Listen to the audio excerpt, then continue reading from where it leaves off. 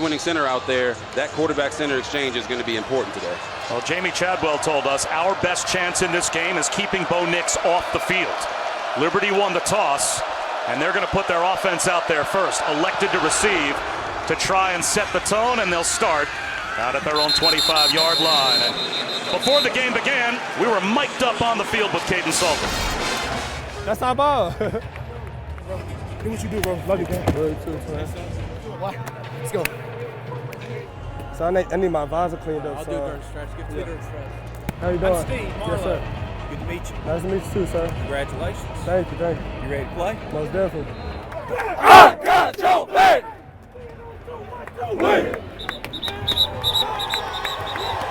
He seemed mellow during the pregame warm-up, but RG3, how do you settle his nerves down early? You get him an easy completion. Let him see the ball completed and feel a part of this game. Swings one to Bedgood on first down. And Aaron Bedgood has nowhere to go. As he loses 3, it'll be 2nd and 13. The Group 5 Player of the Year was Caden Salter. 43 touchdowns responsible for, not only tied 3rd in FBS, but that is already a Liberty record. 31 touchdown passes behind the chains to begin. Yes, and he saw the ball completed there on the first play. It went backwards. It's not really what you want. But the next thing they want to do is get him involved in the running game as far as the quarterback running triple option. There's the pitch. Bedgood has a crease. Bedgood to the sideline with a broken tackle. Hammers his way out of bounds in Oregon territory with a late flag thrown as well. Woo-hoo-hoo-hoo! These boys getting ready to play.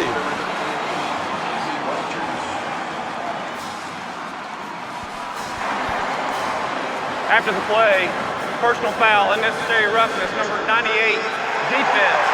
15-yard penalty to the end of the run, automatic first down. You're going to see the triple option action. Hey, defensive end comes to me. I'm going to pitch it to Bedgood.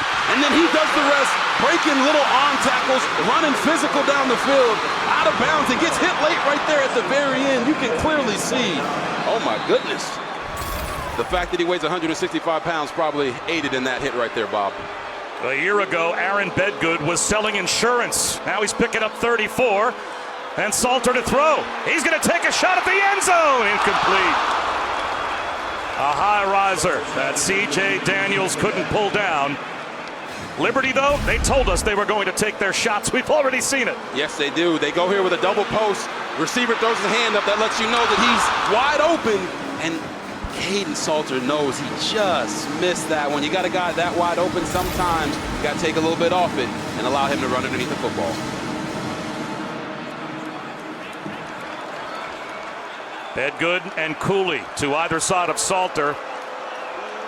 And now the pre-snap motion we were told we would see.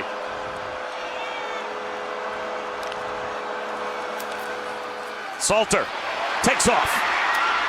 Gets walloped. After a gain of 8, Evan Williams came up and popped him right on the doorstep of the red zone. Yeah, Evan Williams, he's a guy that, oh my goodness, low man wins, puts his shoulder right into his chest right there. They ran the quarterback draw, but Evan Williams has 4.5 sacks this year. You know he likes to hit. They like to bring him on pressures. He is not running away from contact. When the Liberty sideline saw Salter's head snap, they were hoping that replay would intervene and it might be a targeting review. Instead, it's a 3rd down handoff to Quentin Cooley, and he's got the first down into the red zone. He picks up 4. And right there is what you see, the reason why Liberty has been so good on 3rd downs. They're almost always in 3rd and manageables, 3rd and 2, 3rd and 1, 3rd and 3, and they can go out there and utilize a guy like Quentin Cooley, who they call a bowling ball. I say he's a bowling ball of butcher knives. Kind of built like my partner here, Bob, was choosing, but he gets the job done in the running game. Quentin has visited the media buffet along with me, is what you're saying? Not nice. Salter back to throw. Back corner of the end zone, drops it into Bentley Hanshaw for the Liberty touchdown.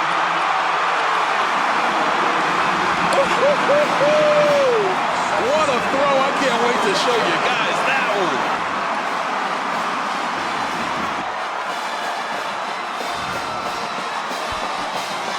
Yes. You're going to see the play action fake and just the patience right here from Caden Salter. Look at how far he throws this one and how close it was to being knocked down by safety Evan Williams. Oh, amazing throw and catch. They leave a point on the field, though, as Nick Brown hooks the point after left. So it's only 6-0 for Liberty. You're going to see the play action fake, and they're going to sneak Henshaw from one side of the formation all the way back across. And there it is. Touchdown, finds that Wi-Fi connection, and look at the celebration afterward. You are watching the Vrbo Fiesta Bowl.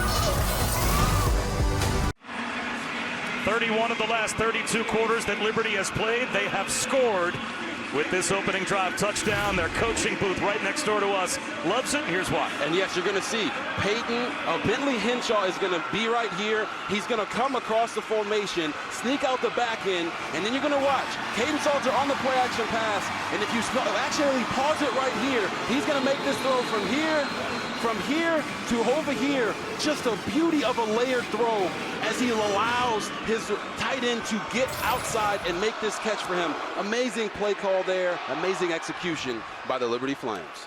Now Oregon with their first opportunity.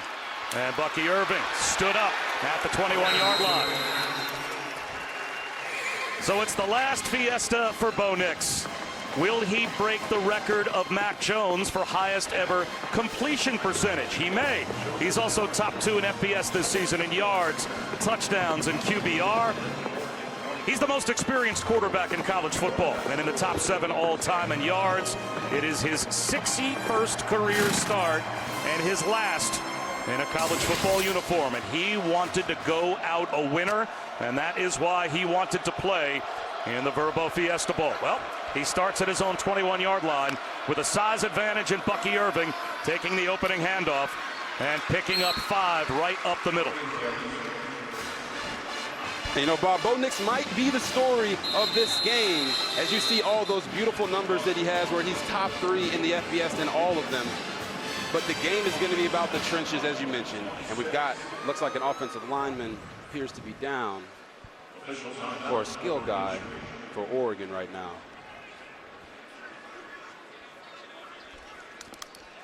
That's Marcus Harper, the left guard. Now, you made mention of this, RG3, to start. Jackson Powers Johnson, one of the opt-outs for Oregon, the Remington winner, as the nation's best center. So they have a freshman in Pancho Lalaulu making his first career start at center, and now one of those experienced guards right next to him is heading over to the sideline. So we'll keep our eyes on Harper, but it looks like he's going to be okay. And as you said, Pancho Lalaulu being a young guy at center, but Harper's also the backup center. So you don't want to get thin at the offensive line position when that's where you think you have the advantage in this game, is right down the middle of the field in the trenches. Nix, slant, first down. The catch made by Tez Johnson. That's a gain of 7. Just a really nice job by Bo Nix there, looking off the middle backer and getting back to his adopted brother, Tez Johnson, for the slant. Great eyes, great technique, leads to a great play.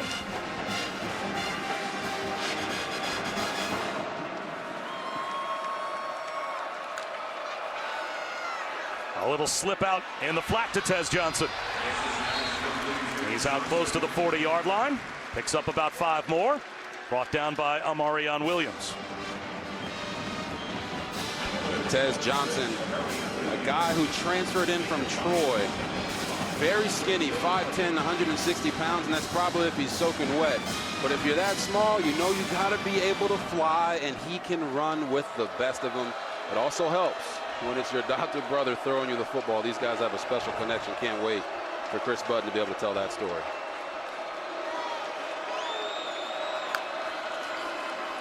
Play action. Nix looking downfield, floats one. Guess who? The brotherly connection. It's Tez Johnson again, all the way down to the 22-yard line of Liberty. Very nice job here, Tez Johnson running across the formation, making sure he gets into the quarterback's vision as soon as he possibly can. Bo Nix with the layered throw. You're going to hear me say that a bunch today. He's got every throw in his arsenal. 2 yards on first down. Jay Hardy makes the stop of Bucky Irving. And right now, on this drive, you've seen the importance for Oregon. Run the football, play action pass off of it. Give this Liberty defense that wants to play single high, man coverage, different looks, keep them thinking, and eventually you're going to get these dynamic playmakers for the Oregon Ducks in open space like they did for Tez Johnson 2 plays ago. Marcus Harper, by the way, the left guard, is back on the field. And Bo Nix this season perfect in the red zone. 23 touchdowns, no interceptions. No, Bob. I can't jinx him on that play as Gary Bryant fights his way for a yard. C.J. Bazell came up to make the tackle, and now a chance on third down for Liberty to get a stop in the red zone. Big opportunity for Liberty, and I am not going to announce their jinx Bo Nix by mentioning the stats that are on your screen right now. But when you look at what they want to do here in the red zone, number 3, Terrence Ferguson, has been a huge threat for them. The big tight end. Let's see where he's at. I believe he's out here.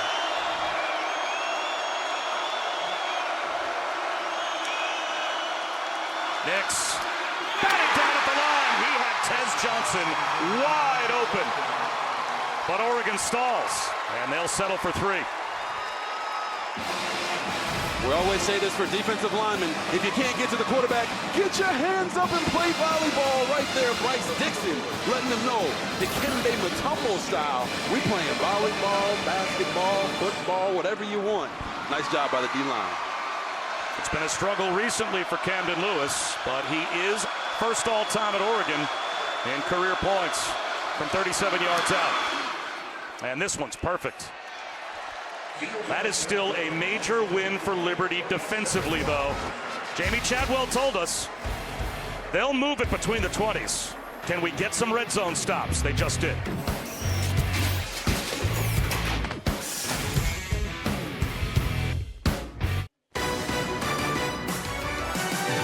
The Vrbo Fiesta Bowl is brought to you by Vrbo, private vacation rentals, football away, AT&T, connecting changes everything, and Capital One, what's in your wallet?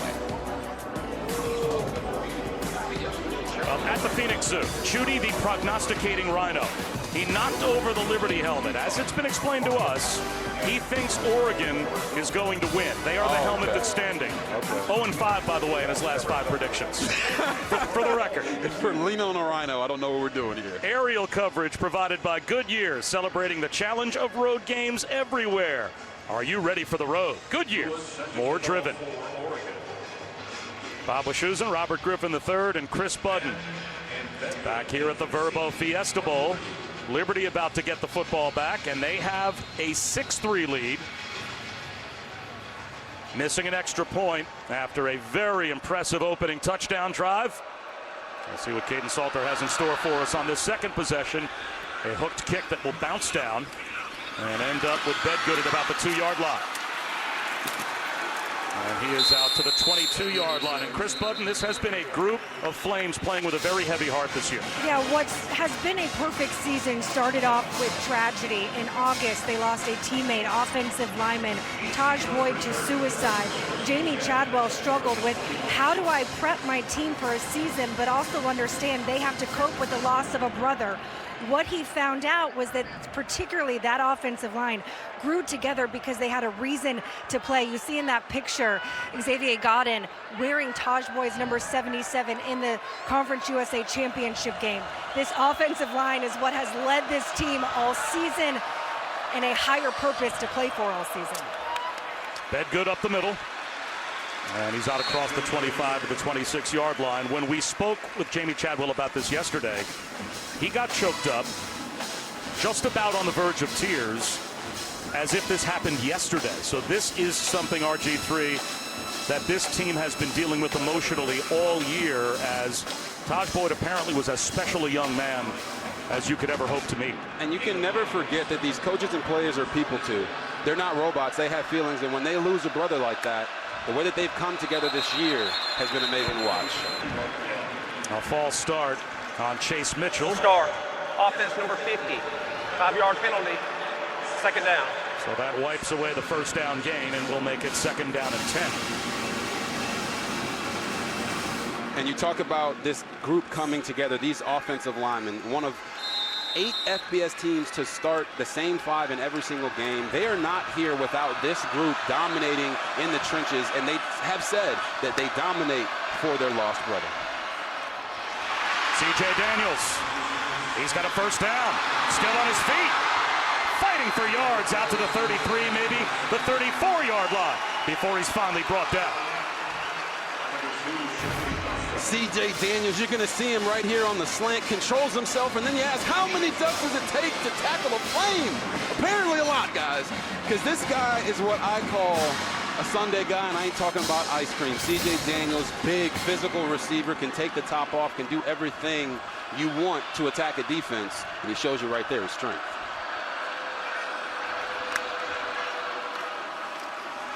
Willie Lucas, 2 yards on first down.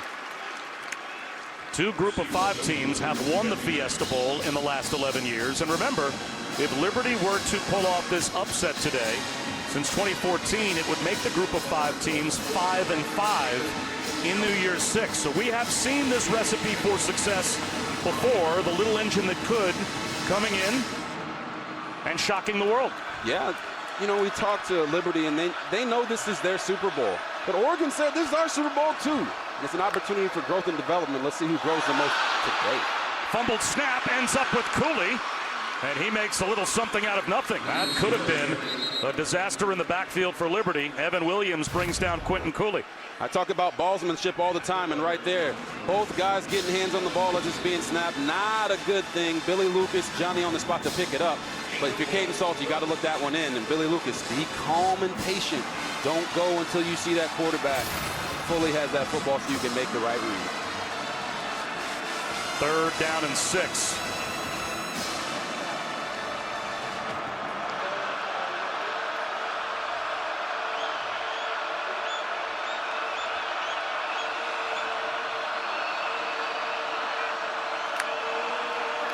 Blitz coming. Out of the pocket. Floating one to the sideline is Salter. Incomplete. Up over the head of Noah Frith.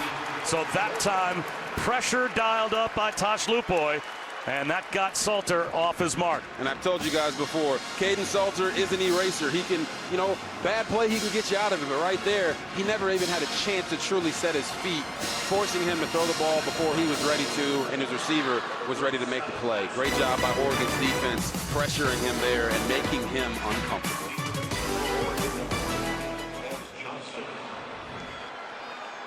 Tez Johnson back deep to receive.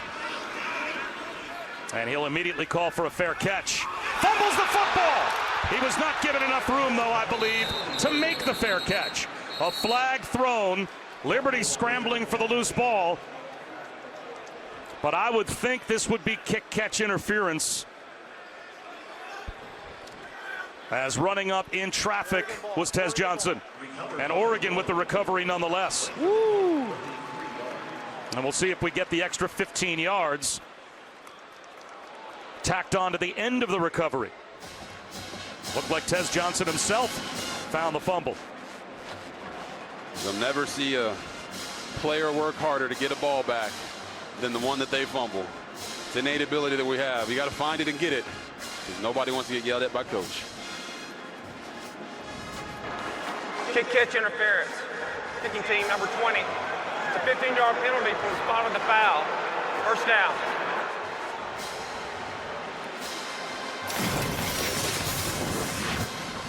So here you're going to see number 20 right here on your screen is going to get too close to Tez Johnson, not allowing him to make the catch. And that's why there was the flag. Oregon, very relieved. They'll try to go score when we get back.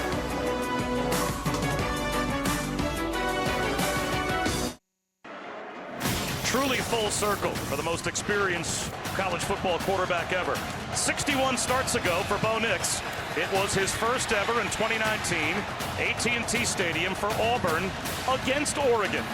And the 16th ranked Tigers upset the Ducks 27-21. He had a couple of touchdown passes in that game. And RG3, who would have imagined that his career would really come full circle, wrap up, and he would almost reinvent himself in Eugene. Yeah, I don't think anyone would have guessed that, but he might have upset the Duck fans then, but he hasn't upset them at all since he's been here setting records, and his growth has been truly tremendous. Jordan James, a good run on first down. Number 1 in the Pac-12 in average yards per carry for Jordan James at just over 7 per carry on the season. Quentin Reese brought him down, but that's a gain of 5.5. Yeah, and his offensive coordinator says that he thinks he'll be a premier back when you talk about Jordan James when they get to the Big Ten. But when you look at Bo Nix, it's just his ability to manage playmaking with also protecting the football, which has changed his trajectory and his NFL dreams. Nix flushed, sidearms one, and really just dirks it to get away from the pass rush. It'll be 3rd down and 5. Tyron Dupree got through. Yes, their best linebacker, Tyron Dupree, you're going to see him right there on getting after the quarterback, making sure Bo Nix feels him. That is what they said that they wanted to do when we talked to defensive coordinator Skylar McGee. They want to get at his feet, at his toes, maybe pick on his pinky toe a little bit, make him uncomfortable in the pocket to where he can't just sit back there, look pretty, and throw dimes all day.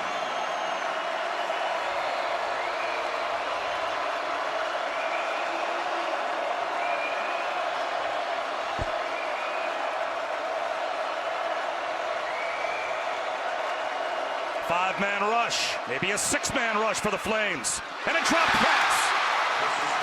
Trayshawn Holden couldn't hold on. And now 4th down and 5 from midfield. Here comes the punt group for Oregon. Yeah, Bo Nix does a really nice job of going through his reads. He starts outside with Tez Johnson, comes back. Would you like to see that ball raised up about 2 or 3 yards? Yes. Would I like him to put that out in front of Trayshawn Holden so he can run for a 1st down? Of course I would. But if you're Trayshawn Holden, you play receiver for a reason. That ball hits your hands, you got to make that catch. Ross James, the intentional end-over-end kick. Rylan Green, a fair catch, so field position flipped by the Ducks. But Liberty has the lead. Oh, look at those beautiful mascots right there. Oh. Welcome back, and we're going to give you guys 3 keys for today's game. I'm talking about the Statue of Liberty. Liberty has to be solid down the middle of the field on defense against this much bigger Oregon offensive line and make Oregon one-dimensional to get after Bo Nix. Quack the case. Yes, Oregon has to crack the case on the triple option. We've seen one drive so far where they didn't do that, and then last drive they did. Can they get Bo Nix and his offense on the field as much as possible by quacking the case of that triple option and then birds of a feather? Liberty, 3rd in the country in creating, actually they're 1st in the country in creating turnovers. Oregon is 3rd in the country in how many turnovers they allow to happen. Something's got to give. Whoever wins the turnover battle wins the game. There's the pitch. Dead good. Flag thrown. 11 yards if it stands. Evan Williams made the stop. Have to check the marker.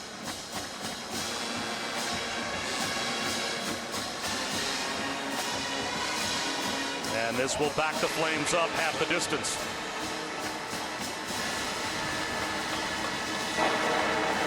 Holding, offense number 63. Half the distance to the goal from the spot of the foul. 1st down. So they called that on number 63, Xavier Gray. So that's going to be right here. Oh, gets all. Yeah, listen, if you get that big old paw on the outside of the shoulder pad and they see that pulled down, they're going to call that holding call. I know there's some boos in the stadium, but the ref got it right.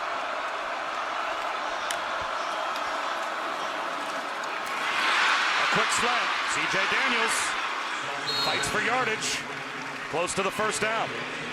The one unique thing about this triple option that Liberty runs is it's not your traditional one where you're not pushing the ball down the field. They're going to give Caden Salter opportunities to make those big throws, and you've seen with Bedgood on the edge, with some of these ghost sweep motions, they're going to stretch the field as well. But almost every single play is an RPO, run pass option, and Caden Salter has so much decision-making power before every snap.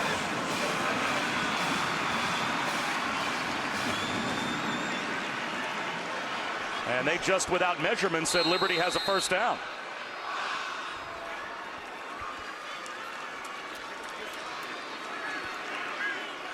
Seems to be some confusion going on between the quarterback and the sideline, and apparently what's going on with the refs as well. Well, Liberty got a break, as that obviously was a spot foul, which gave them a 1st and 10 situation, and they picked up 10, but now they'll back up 5. False start. Offense number 63. 5-yard penalty. First down. Well, the Week 18 NFL season finale is back this Saturday. Our doubleheader loaded with playoff implications. Steelers-Ravens at 4:15 Eastern, followed by Texans-Colts. Both games on ABC, ESPN, ESPN Deportes, and ESPN+. Looking forward to that one with the crew there on Monday Night Countdown. Scott Van Pelt should be blast, man. Salter flips one on the right, flat, Bedgood, another catch. But this time, he's knocked down behind the line of scrimmage. He lost 1.5 yards. Steve Stevens might be the most improved player in the nation, according to Tosh Lupoy. He said this was a guy that back in camp, I'm basically saying to all of the defensive coaches, how fast can we replace him? And he has made himself impossible to replace. Some players take the challenge when you tell them you don't think they're good enough, and they find a way to get better, and that's exactly what Steve Stevens did. One-on-one to the sideline, climbing the ladder, trying to pull it in, is C.J. Daniels, and they'll say he got a foot down for an amazing catch out to the 38-yard line. These two know how to throw a back shoulder. Look at this, full extension, gets the foot in bounds. All he needs is one, ladies and gentlemen, and he got that bad boy. I said those two know how to throw a back shoulder because in their conference championship game, these two connected on a big one for a touchdown. Caden Salter, if you can have that throw in your arsenal, NFL teams will be salivating. Bedgood in motion. Instead, it's Quentin Cooley. Up the middle for 4. He has 7 100-yard games this season. And along with Caden Salter, they are the only FBS duo where both rushers have over 1,000 yards this season. Yeah, they are not afraid to run the football. When we talked to head coach Jamie Chadwell, he said, well, listen, if you're running for over 300 yards a game and you're not a military school, you're doing something right. So they are doing it, and it's with the motions and the movement, the pre-snap. They are constantly making this Oregon defense think like they've made all the defenses they face this year. Play action. Salter, another one-on-one. This time for Firth. Incomplete. Frith was blanketed down the sideline by Nico Reed. Yes, Nico Reed does a nice job using the sideline as his friend. Ball's a little low and in front. I'd like to see Caden Salter throw Frith out the back end. When we say out the back end, that means lead him another 5 yards down the field so he can catch that with outstretched arms. He had the guy beat on the outside, Nico Red there, but Reed, I mean, got to get him a better ball there. 3rd down and 6. Up the middle goes Salter. And he'll be stopped short of the 1st down by about a couple of yards. So it will be 4th and 2 for Liberty at their own 45-yard line. Under 2 minutes to go in the 1st quarter. Amarion Winston made the stop for the Ducks. And the offense not coming off the field, at least right now for Liberty. Now the delay, and here comes the punt group. Well, the ESPN analytics says that they should go for it, but I agree with the decision to not listen to the analytics right there. Analytics ain't taking into account the fact that this Oregon defensive front is a Power 5 dominant front that can rush the passer, allow your team to continue play with this lead, punt the ball away. Caught up against the sideline by Tez Johnson. Well, later today, the college football playoff semifinals are right here on ESPN. As soon as we're done, it's the Rose Bowl game presented by Prudential, Michigan, and Alabama, followed by the All-State Sugar Bowl between Washington and Texas. The winners, of course, go to the championship game next Monday. You could as well with Playoff Premium, the official premium hospitality program. Suite and ticket packages include premier seating, all-inclusive hospitality, exclusive access, and more. Visit playoffpremium.com to book today. Really looking forward to that matchup. J.J. McCarthy, can he flash it back to last year and become an impact player in that passing game going against that Alabama defense? Bo Nix on first down. Pumps once, over the middle, bobbled and dropped by Johnson. Right now we're seeing some great throws from both quarterbacks and then some that are just a little tad off. You know, when you take basically a month off from playing football, there's going to be a little bit of rust. You got to work that off when you get early in these football games. So you're seeing the ball dive on both guys. They just got to get their hips into the throw a little bit more. And also no Troy Franklin. They are without their best wide receiver on the opt-out. 4 straight incompletions for Bo Nix. And the last couple drops as Holden and Johnson both dropped one. Swing pass. This time it's held on to by Tez Johnson. He breaks a tackle. He's got a first down. And I want you guys to watch this for the entirety of the game. Whenever you see Tez Johnson going in motion, understand that they're trying to use him not just to get tails and get easy throws like this from Bo Nix with him out on the edge in space. They're also trying to get him the right matchup. Whether he's on the nickel on the left side and he's on the safety on the right, they want to make sure they continue to move him around, especially with Troy Franklin, as Bob mentioned a second ago, not being in this game. Tez Johnson will be the focal point of the passing game at the wideout spot.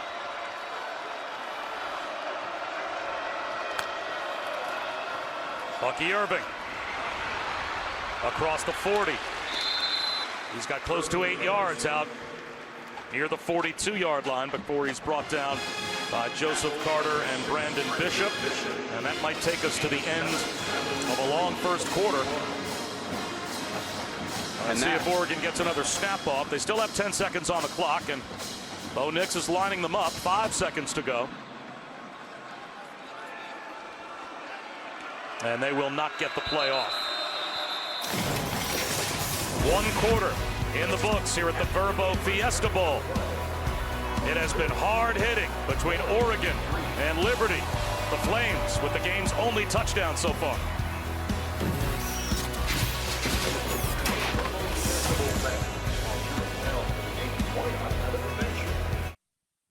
Welcome back to the Vrbo Fiesta Bowl here with Jamie Chadwell. You guys have done such a good job limiting Oregon's offense. What's allowed you to do that? Well, we're trying to keep them off the field. Obviously, we need to sustain some drives, but I think our defense is being opportunistic. They've helped us a couple drop passes, but we're not giving them anything easy, and that's what we wanted to do, make them earn it. When you get the ball back, that first drive, you move down the field so easily. What do you need to get back to on offense? Well, the last couple times we dropped a snap, we've had a bump of penalties, we're hurting ourselves, and we got to get back to what worked in that first drive. I think we're trying to do a little too much right now. Appreciate it. Thank you, Coach. Thank you.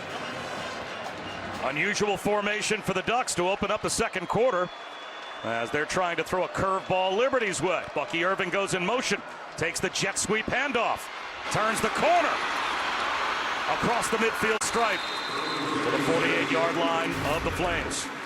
Yeah, and you're going to see Bucky Irving's going to come in motion and basically run around the world to get to the other side of the field. And it's just being creative, but I like the fact that they're leaning on running the football. When you have an offensive line that's as big and has a much more bigger size advantage than this Liberty defensive line, you got to lean into that. They had double the amount of passes than they had runs before that play right there. They need to stop trying to be too cute and go after records and run the ball down Liberty's throat. There they go again. Irving into the secondary. Into the red zone. Turns the corner with a blocker out in front. Down to the 5-yard line. It'll be first and goal Ducks. That's why Oregon loves Bucky Irving. Watch it. Watch the patience. And then boom, he's going to hit it, showing you that he's got the field vision to get it back to the other side and the speed. Look at all the big uglies downfield trying to block for him. You love to see that from an offensive line perspective. Those guys don't get too much love, but Bucky Irving is riding the wave with them. Huge run there. Like I said, they need to do it again. Irving again. Inside the 5, down inside the 3-yard line. It'll be second and goal just outside the 2. And if you're Oregon, like you said, we talked about this size difference so much already on this broadcast. But the bottom line is you got to send a message to Liberty that they cannot play with you up front. Continue to run the ball. I'd love to see them once again hand the football off to Bucky Irvin or give Bo Nix an opportunity to get into this running game as well.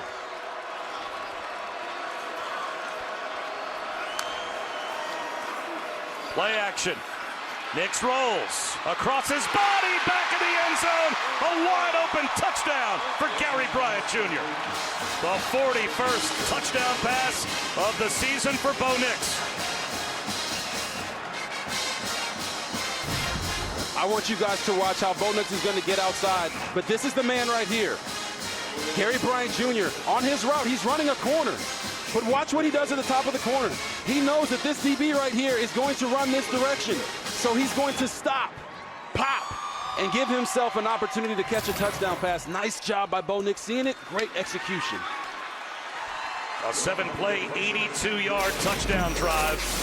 That went from the end of the first quarter into the second quarter. And Oregon, helped out by Bucky Irving, the 44-yard run down inside the 5-yard line, and they would convert.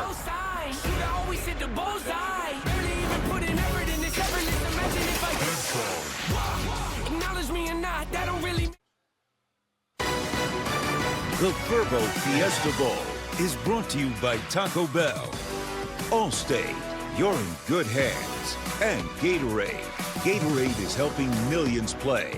Gatorade, fuel tomorrow. As is the case every year at the Vrbo Fiesta Bowl, the teams participated in community outreach programs in Phoenix this week. Liberty built 80 wagons for Girl Scouts of Arizona to sell their cookies, and Oregon invested time with the Special Olympics of Arizona as well, a football field day that Dan Lanning and all the players took part in. And now Oregon has the 4-point lead. Yeah, I want you guys to watch just how long Bo Nix holds this fake here. And when you see his eyes down the field, looking at the defense to ensure where are they at, where do I need to go with this football, so that when he comes out of that fake, he can have a clear picture of where all the bodies are. And that's why he was able to make this throw on a dime, on a broken route from his receiver in the back of the end zone, because he keeps his eyes on the defense as he's making all of these fakes. Play action, 2 of 3. Can Liberty now respond? Billy Lucas gets a push. He's got 4 yards on first down. Again, the Flames went right down the field on the game's opening drive and scored a touchdown when Caden Salter hit the tight end Bentley Hanshaw. They have been blanked since, and now they're behind for the first time. Yeah, and I think when we talked with Jamie Chadwell, he kind of alluded to the fact that they don't know if they're good enough to just put together 10, 12, 15 play drives consistently. They're going to need some of those big play action plays, and they just so happen to lead the country in average air yards per pass attempt per completion. And that right there, the touchdown they had was a big example of that. They need to find a way to make big plays in the passing game on this play drive. Clock winding down. Salter with 3 on the timer. Gets the snap off. And nothing there for Vaughn Blue. Maybe a yard, so it'll be 3rd down and 5 as we check in with Chris. For Caden Salter, it's been quite a journey at quarterback throughout his career. After leaving high school in Texas, committed to playing at Tennessee, went there for a few months, but had some disciplinary issues and ended up getting dismissed off the team. Hugh Freeze, he goes in the transfer portal. Hugh Freeze picks him up at Liberty. He said, the thing that it's taught me is people can give you second chances and you can change your life around. I've had to make my circle smaller, realize, hang out with my teammates, be the guys that want to protect me. And here he is right now with an undefeated season trying to lead them to a Fiesta Bowl win. Yeah, by all accounts, he is a completely different person. And this time, a near interception almost turned into a breakaway for C.J. Daniels. A 50-50 ball that both had a chance at. Dante Manning was there in coverage. Yeah, you talk about him being a completely different person. Well, he must be living right, because he throws this one right to Dante Manning. And that's why they say DBs play DB and wide receivers play wide receiver, because DBs can't catch. And I know some DBs out there are going to be upset. But listen, guys, it's okay. Right there, Dante Manning dropped a big opportunity to make a game-changing play for Oregon. Caden Salter's got to be a little bit less aggressive in those moments so he can protect the football for his team like he has most of the year. So it's a 3-and-out following the Oregon touchdown. A really good line drive punt, though. That chases Tez Johnson all the way back to the 15. Returnable, he gets lassoed down at the 25-yard line. 55-yard punt from Max Morgan Austin Turner with the tackle for Oregon. Oh, big guy hits little guy. Well described. Following our coverage of the Vrbo Fiesta Bowl, it will be the college football playoff semifinals. Jim Harbaugh leading his Wolverines in for the Rose Bowl game presented by Prudential. #1 Michigan, #4 Alabama. Here on ESPN, ESPN Deportes, and ESPN Plus, of course, followed by Washington, Texas, in the All-State Sugar Bowl as we bring you the AT&T countdown to the CFP National Championship. Can Michigan flip the script? The last 3 seasons, dominant in the regular season, but RG3, it's been a different story once they've reached the playoff. Yeah, it has been, and maybe the third time is the charm. You know, when you get into that college football playoff, it's a lot harder to dominate and just own the line of scrimmage, and they're going up against one of the perennial bullies in all of college football of Alabama, but I think it comes down to the quarterback play, like we always talk about, J.J. McCarthy versus a guy in Jalen Milroe who can really make all types of wild plays all over the field. So playing now with the lead, Oregon back to the offense. Back to the ground in Irving. Met at the line of scrimmage and dropped. Kendi Charles, who was thought to be lost for the season back against Old Dominion on November 11th with a knee injury. He was out the last 3 games of the season, the championship game as well. And they actually said had he not played in a bowl game this late in the bowl game season, he wouldn't have been able to return. Yeah, and you know this means the world to him, having an opportunity to play in the New Year's 6 game. And right there, the defensive line, they're going to slant and move all day today. Right there, they slanted in the right direction and got penetration in the backfield. A rollout for Nix. On a string to the sideline to Gary Bryant Jr. His own momentum brought him back just shy of the first down marker. So it'll be 3rd down and a half yard. Yeah, and it's just a nice job. It's a little delay movement. And when you just watch the way Bo Nix throws, the ball jumps off his hand, but it's never that like heat-seeking missile that is thrown too hard that a receiver can't handle.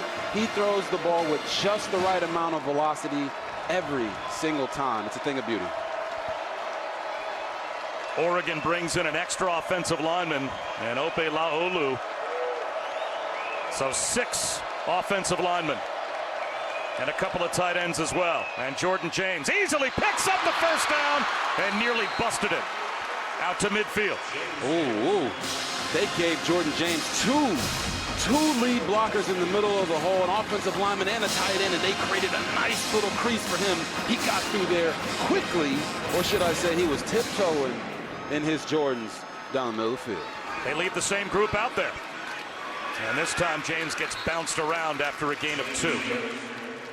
#1 in the Pac-12 in average yards per carry in the regular season.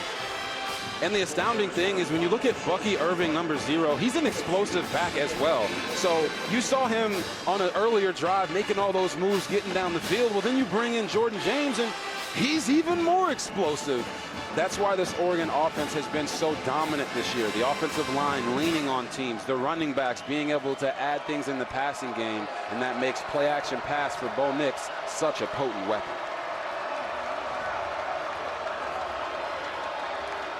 Play clock down to 1, goes to 0. They get it off.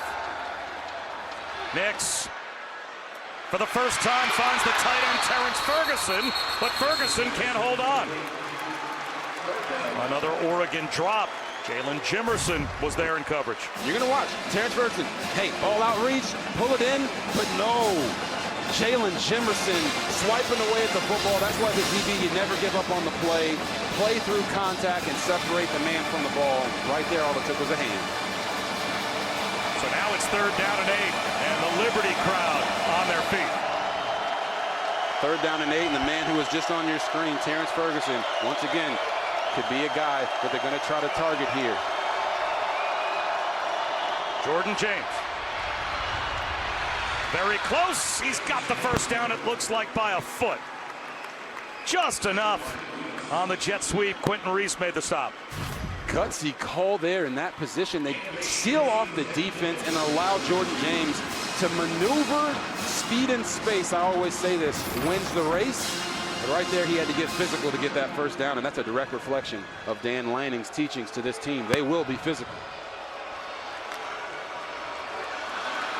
Next to throw. Flag down. And the catch is made down at the 21-yard line. Trayshawn Holden climbed the ladder for a gain of 21, but a marker thrown back at the line of scrimmage. Yeah, it looks like it's going to be offsides on the defense, so it was a free play. Offside. Defense in the neutral zone at the snap. Penalties decline. First down. And what I love most is this is very Aaron Rodgers-y. You get that free play, take a shot down the field. Trayshawn Holden, nice job getting, looks like both feet in there, so boop, boop. That's not just good in college football, people. That would be a catch in the NFL as well.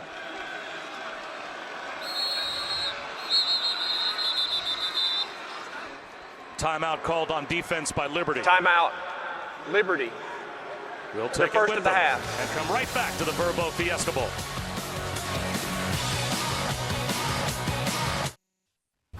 Matt Berry in our college football studio. I have your Chick-fil-A move on the field. And Tanner Mordecai all season for Wisconsin threw 6 touchdown passes the entire season. He has 3 in the first half against LSU. And right now the Badgers bucky up 21-14 on the Tigers. Bob? Well, Matt, we would have expected a similar score here at the Vrbo Fiesta Bowl. The yards are piling up. The points haven't so far. But it's been a major advantage for Oregon in the second quarter. 8th play of this drive. Nix, play action. Deflected ball in the right flat. It falls incomplete. Jaden Sweeney.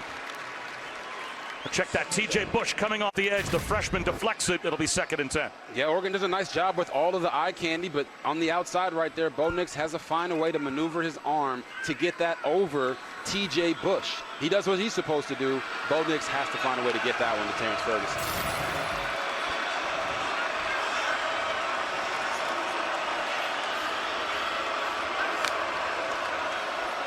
The flip for Tez Johnson. Speed to the edge. Inside the 5. First and goal, Oregon at the 4. Kobe Singleton eventually bumped him out after a gain of 16.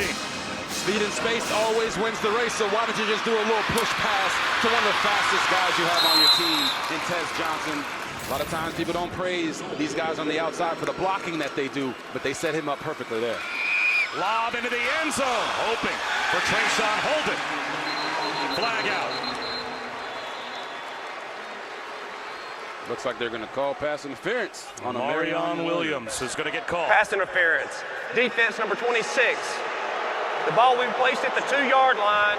Automatic first down. So here they are matched up on the outside. Holden does a nice job setting up and giving Bo Nix space. I mean, I don't think that's pass interference, guys. They both initiated contact. I didn't see anything that was egregious there. Play action again. Nix almost lost his balance. Maintains and finds Terrence Ferguson for the touchdown.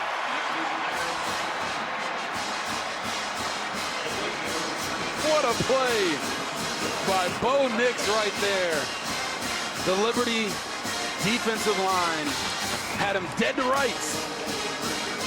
And he pulled that Superman creative ability out of nowhere to find Terrence Ferguson for a touchdown. That's the 11th time in the last 2 years that Bo Nix has found Terrence Ferguson for a red zone touchdown.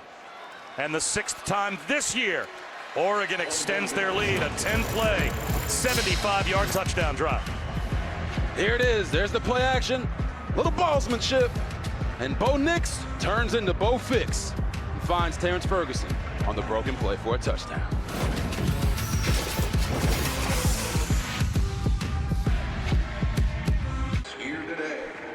Let's check out today's good hands plays, brought to you by Allstate. And it's going to be Bo Nix and his 2 touchdown passes. One to Gary Bryant Jr. on a broken play, and oh, he's going to do it again. Houdini act. Bo Nix with a touchdown pass to Terrence Ferguson. Him playing in this game was everything for the Oregon Ducks, and he's come out and has not disappointed so far in the first half. putting on a show here after a little bit of a slow start. 42 touchdown passes on the season now for Bo Nix. That ties Marcus Mariota for the single season record for Oregon. So one more for Bo Nix, and he would set the all-time record. Needed 310 yards passing as well to move past the amazing season that Mariota had back in 2014. Nix right now with 138 yards passing in this game, but has tied the touchdown record. Yeah, and it's been quite fascinating to see the way that they've gone about this.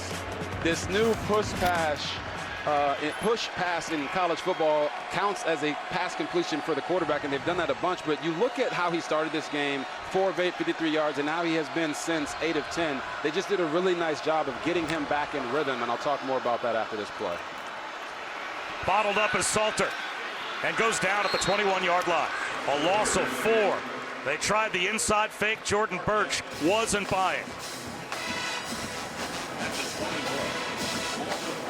Really nice job there by Oregon's defensive line, bottling up Caden Salter, not going for any of the moves, and making sure they played sound defense right there.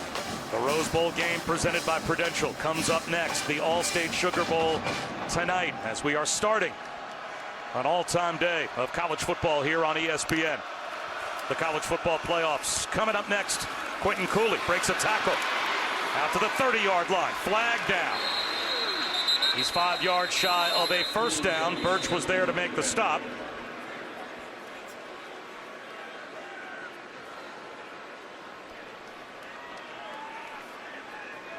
Looked like a hand may have gotten up on the face mask of Cooley. And that would be a break for Liberty.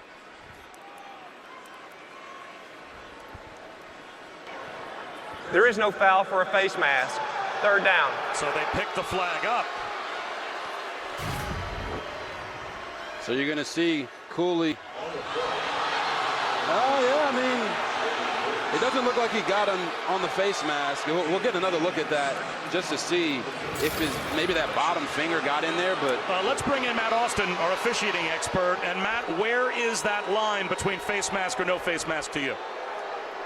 Well, I agree with Robert. It does look, I think they should have stuck with the face mask. He did get his thumb in there. It looked like he had the top bar and the lower bar. It wasn't much, but I do think he had the face mask and turned his head. So on the slant, a bobbled ball and a drop for C.J. Daniels. So what could have been an extra 15 yards, a first down, and the drive kept alive for Liberty, it looks like is going to result in a punt. yeah, and right here, C.J. Daniels got to make that play. Your quarterback does his job, reads the defense, finds the open hole, hits you right in the hands, make that catch. You guys are moving, continue to move forward and have an opportunity to claw your way back and try to make this a one-score game. Instead, now you're on the sideline, and you got to hope that this Liberty Flame defense can step up and stop Bo Nix and this Oregon offense. Jamie Chadwell was still objecting, and Tez Johnson's going to let this one bounce. He just ran forward. So this punt rolls all the way down to the 5-yard line from Max Morgan. A 65-yard punt that flips the field. ESPN Networks will have plenty of pro sports for you coming up this week. Wednesday night, a pair of NBA games on 2 different networks at 8:30 Eastern on ABC. It's Knicks Bulls. And at 10 on ESPN, the Heat at the Lakers. And our next NHL game is Thursday night at 7 o'clock on ESPN. Penguins at Bruins. Coverage begins with The Point at 6 Eastern. Sidney Crosby will take on the Bees. That comes up Thursday at 7 Eastern. So Oregon at their own 5-yard line. Knicks from the end zone with a pump fake. He's going to take a shot for Bryant.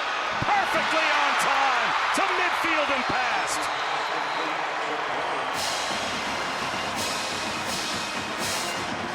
Here you're going to see they're running the double move stopping code.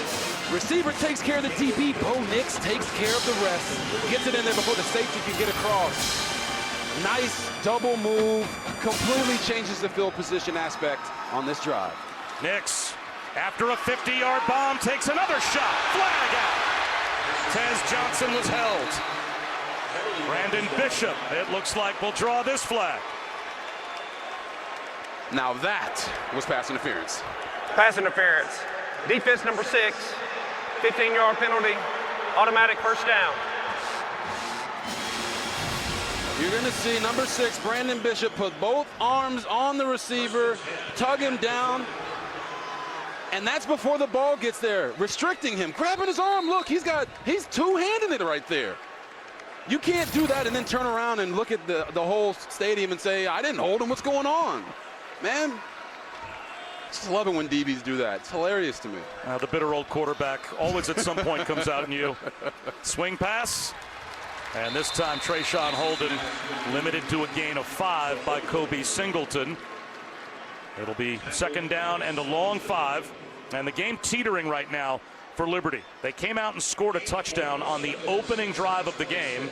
They have been blanked ever since. Back-to-back touchdown drives for Oregon. Oregon also starts the third quarter with the ball. Yeah, if you're Liberty, I know they're on defense right now, but offensively, look at what Oregon's done with Bo Nix, getting him simple completions. Do the same thing with Caden Salter to get him back in rhythm so your offense can start putting up points. Jordan James inside the 15, inside the 10-yard line before he's taken down at the 9. Man, you know who Jordan James kind of runs like? Isaiah Pacheco from the Chiefs. Watch him burst as soon as he gets through, and he is running with violent intentions. He's got speed, but right there it looked like he was ready to put his shoulder through that DB on his way to try to score a touchdown. So goal to go again for the Ducks. And again they load up on the offensive line with 3 tight ends. Jordan James right up the middle. Down inside the 3-yard line. They'll mark him down right at the 3. Second down and goal.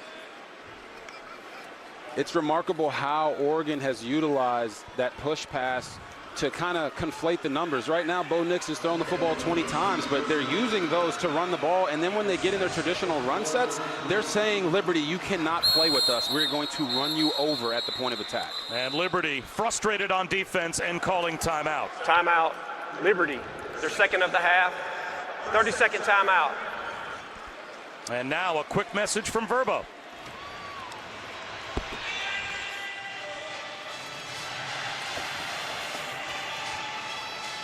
Vrbo,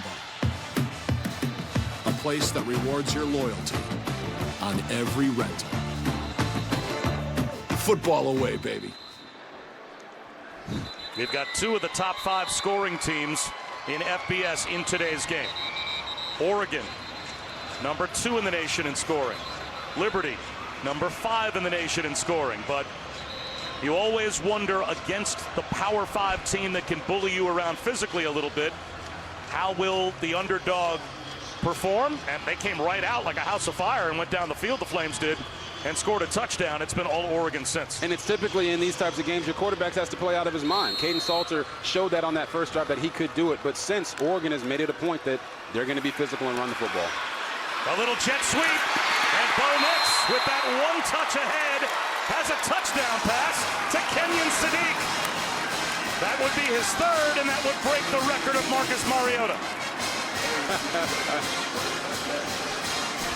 I mean, just again, watch this. It's the push pass. Hey, there it is. It looks like a run play because it is, but it's a pass, and it counts for Bo Nix in the passing touchdown category. They're just getting their speed on the edges quickly, not only pushing Liberty off the ball, but also beating them sideline to sideline. 3 straight touchdowns, all passes from Bo Nix. And the 50-yard pass to Gary Bryant from the 5-yard line got it started, and eventually it's capped with a record setter for Bo Nix. You know, it was funny in talking with head coach from Liberty, Jamie Chadwell. He talked about, hey, maybe there's a little bit of Oregon that's playing for stats, and we're playing for the win. But for Oregon right now, everything that they want to do to win this game coincides with the records that Bo Nix is chasing. Aerial coverage provided by Goodyear. Road tested and game ready. Are you ready for the road? Goodyear, more driven. Bob Wischusen, Robert Griffin III, Chris Budden here in Glendale. The Vrbo Fiesta Bowl. It was 6-0 Liberty right out of the gate. But Oregon has established their dominance, and now 3:50 on the clock. Timeout still 1 for Liberty, so they've got plenty of time. But, Robert, it almost feels like a must-score before halftime possession now for the Flames. And they'll start from their own 25-yard line. Well, the MegaCast returns for the college football playoff semifinals today. 10 additional ways to watch the Rose Bowl game, presented by Prudential and the All-State Sugar Bowl across ESPN's linear, digital, and audio platforms. Field Pass with the Pat McAfee Show headlines the MegaCast coverage on ESPN2. Additional feeds include the Spanish language telecast on Deportes, the Command Center, Skycast, and Hometown Radio for all 4 teams. So many different ways that you can take in the college football playoff.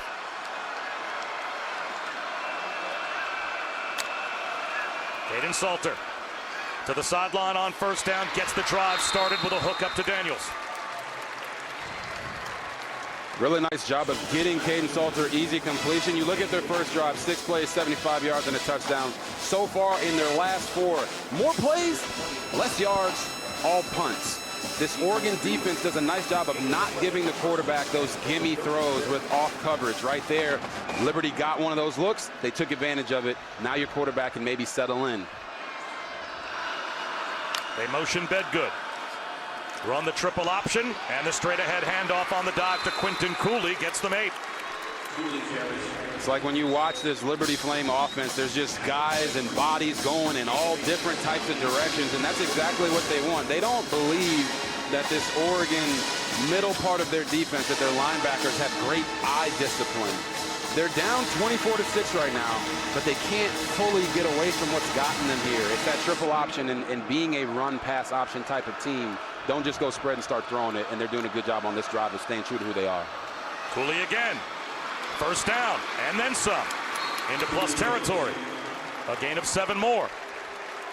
Again, this is a Liberty team that ran for over 300 yards per game this season.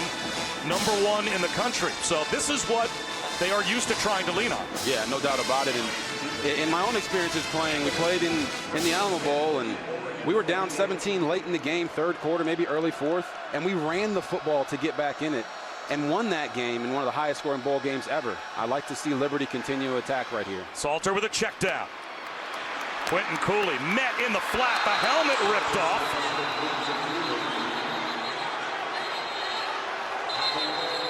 The tackle made by Jeffrey Bassa. As the play stands now, it's a loss of 2. And no flag comes out. And that would mean Cooley would have to leave the field for a play. Unless his helmet comes off because of penalty. And if no flag is thrown, he has to come out. There it is, gets hit. And there goes the helmet. Oh, my goodness. Really potential dangerous play there. So Billy Lucas in for Cooley. 2nd down and 12 at midfield. Salter scans the field. A pump fake. Sidearms 1. And out of dive, the catch made by C.J. Daniels. That makes it 3rd and manageable. With 1:48 to go, Oregon will call a timeout to see if they can get a stop and preserve some time for their offense. Right here, you're going to see C.J. Daniels stretch out to make this catch. See, does it keep that football from hitting the ground? Looks like a catch to me, at least from that angle. Once again, wide catch radius, goes out, secures that ball all the way through the ground. If, in the opinion of the officials, he has firm control of the ball can make contact with the ground. 100%. And it certainly looked like he had, at the very least, had firm control. That was a secure catch for C.J. Daniels. If that ain't control, Bob, I don't know what is. You'd have to think 4 down territory as well here for Liberty in plus territory, down 24-6. Yes, and we've talked about this. They need points here. And a field goal is not going to make them feel that great. They need to go score a touchdown. Here, 3rd and 5. You're going to see they got that bunch set. It looks like a little bit of a 3-by-1 there to the bottom of your screen. Now they're shifting and moving, trying to get this Oregon defense to communicate. Empty backfield for Salter on 3rd down after the Oregon timeout. Over the middle, looking for Daniels again. Another sliding catch for a 1st down. I love the way they used empty there to give Kaden Salter opportunities to see who was covering who. No one in the box. Nice job right there by C.J. Daniels going down and getting that one, helping his quarterback out with a little bit of a low throw. Less than a minute and a half to go in the opening half. Salter out of the pocket. A little pump fake, a stutter step. Gets to the sideline and takes a hit out of bounds from Jeffrey Bassa. Was able to pick up about a yard, and that stops the clock with 1:19 left. Liberty still with one timeout. Love Caden Salter right there, trusting his ability. Tysheen Johnson, a really good safety for the Oregon Ducks, kind of got caught in no man's land, not knowing whether Salter was going to throw that football because he's shown a propensity to break the pocket and continue to have his eyes downfield. So nice job getting some positive yards and preserving the ball for the next play. Salter, long throw to the sideline. That's bobbled and may have been intercepted on the carom. Steve Stevens on the drive after Trayon Sibley had it in his hands. Tips lead to picks, and it's a takeaway for Oregon. These are the ones that you hate show up on the quarterback stat line, but right here, Sibley, make the catch, hits you in the hands. But if you're the DB, did he get that one? Did he get both hands underneath that ball? Let's look, Steve Stevens. Oh, that is going to be a tough one for the referees to figure out. You just mentioned it, Bob. If you have control, the ball can't hit the ground. But Does did he have control before the ball hits the ground? And Matt Austin, this is a good question for you. If you were taking a look at this, would that be firm control before the ball made contact with the ground? Yes and no. In this case, he had firm control. But when the ball hit the ground, the ball moved in his hands. So I think the ground helped create this catch. I think this is an incomplete pass.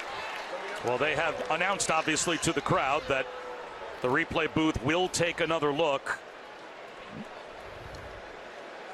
Is that firm control before the ball touches the ground?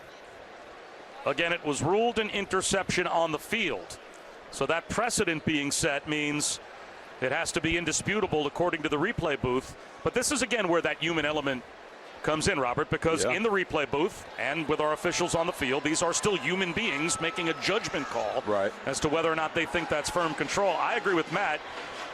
Unless he really has control for a good beat or two, normally when the ball makes contact with the ground, they give the benefit of doubt to the offense here and rule this an incomplete pass. Right, I think you hit the nail on the head. Because they called it an interception, it's going to be hard for them to overturn it and say that he didn't have control. Not saying that it's impossible, but to me it looks like it's almost happening simultaneously.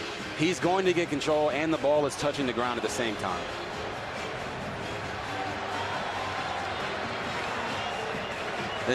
Let's be honest, this is a call Liberty needs to have go their way because this is the first time since the opening drive that they have efficiently moved the ball against this Oregon defense, desperately trying to get points before halftime to make this a game again. Yeah, and I just want you guys to pay attention. It's like right here when the ball is coming down, Steve Stevens is going to get his hands underneath it. It's right here when his left hand makes contact with the football, right? There's the right hand on it. When the left hand is just about to make contact with the football, it looks like the ball is touching the ground nearly at the same time. And that, to me, is the kicker here. It looks like the ruling on the field will potentially stand because that doesn't give you indisputable evidence that it should be turned over.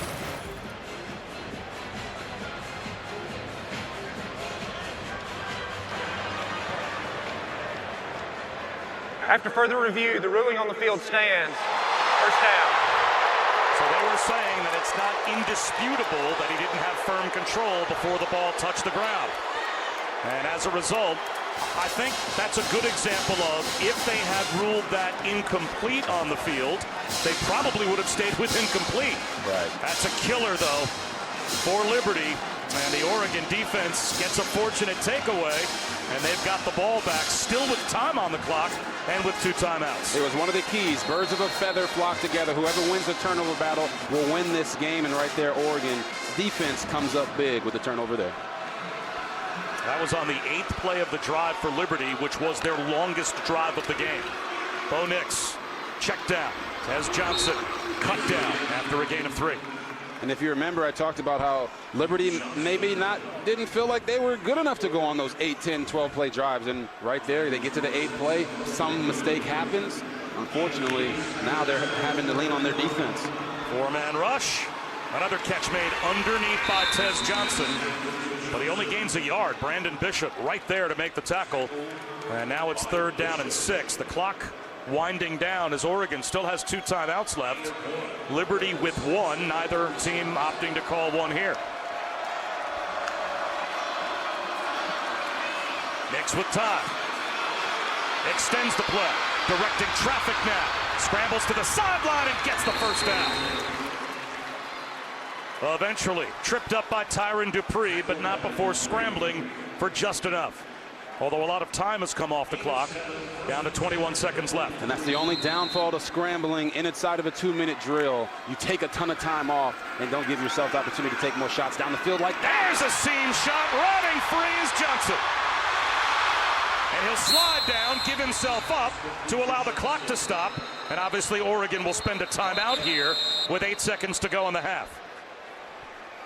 What a throw right there by Bo Nix. Watch this. He gets his eyes to the right place and throws a firecracker of a throw in there to his adoptive brother, Tez Johnson. Smart of him to get down and not waste more time, to give them more time on the clock.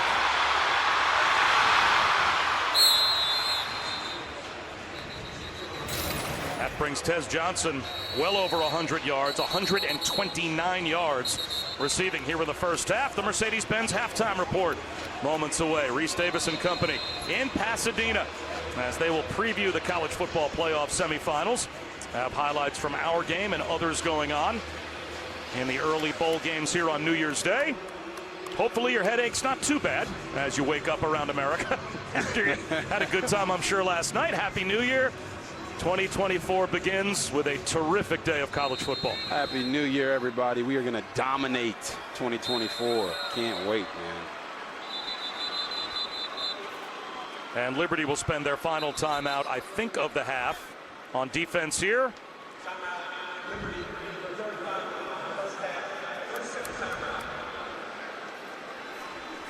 So most likely one chance for Oregon to possibly take a shot at the end zone, and then it would be a field goal. Our Week 18 NFL season finale doubleheader back on Saturday.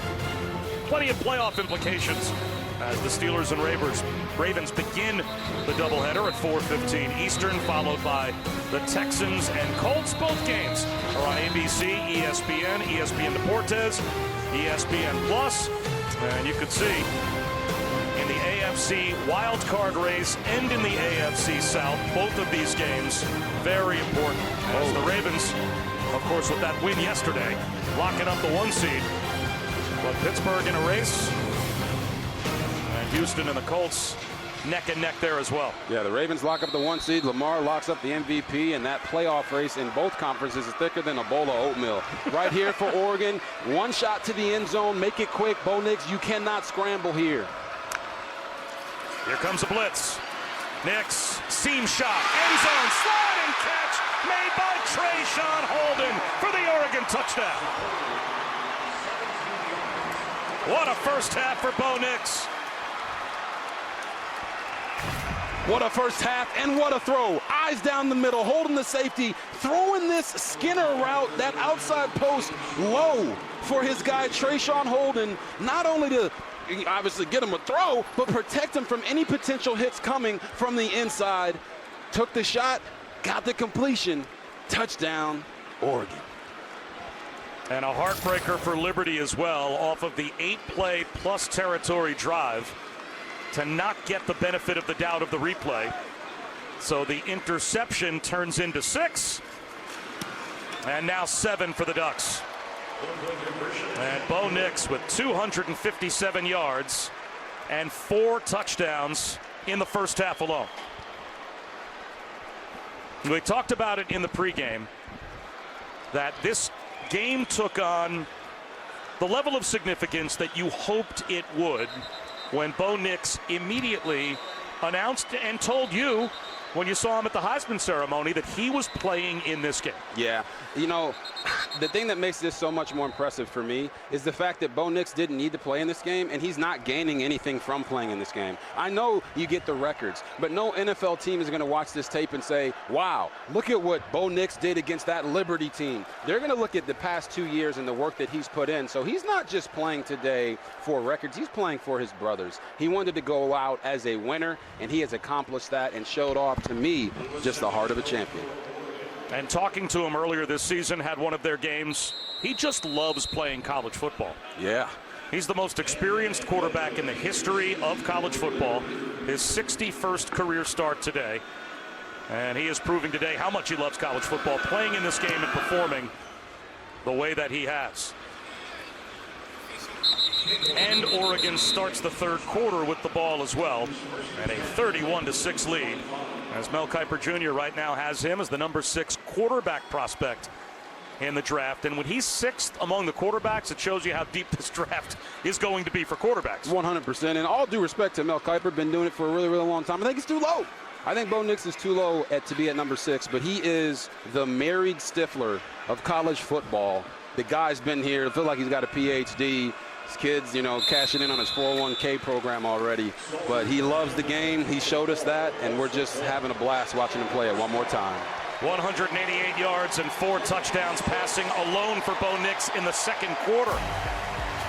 What a first half for the Ducks. When we come back, Reese Davis and company in Pasadena. They will catch you up with the Mercedes-Benz halftime report.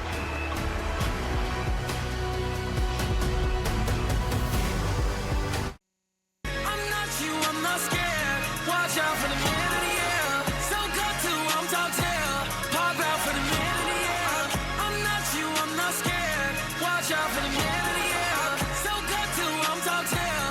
Pop out for the man of the year. Shake it up when I Welcome back to the Vrbo Fiesta Bowl. Just about set for the start of the third quarter here in Glendale. A big first half for Oregon.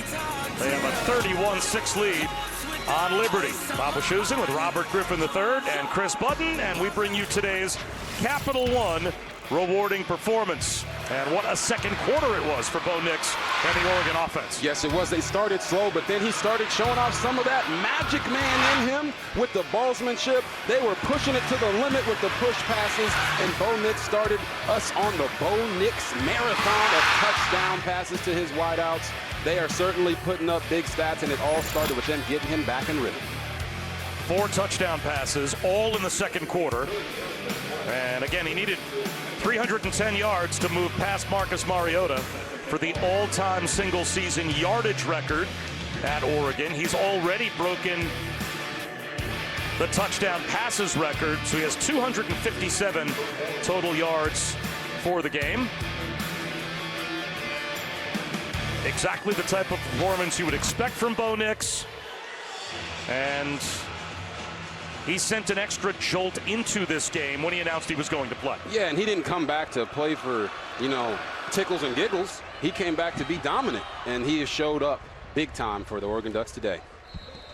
Out to the 25-yard line for Oregon to start the third quarter. Why has Bo Nix been so effective? Well, I talked about it, getting him back in rhythm. So for all my young quarterbacks out there, there was a great philosophizer by the name of Shakira, and what she said was, the hips don't lie. And that's exactly what Bo has been doing. He's making all types of off-platform throws because he's getting his hips into it. When he has a pass rush and he can't get... I'm going to step back. I'm uncomfortable. He can go there and he can just keep getting that hip into the throw, and that's why he's able to get momentum. You see some of those throws that go a little low because he's got people at his feet.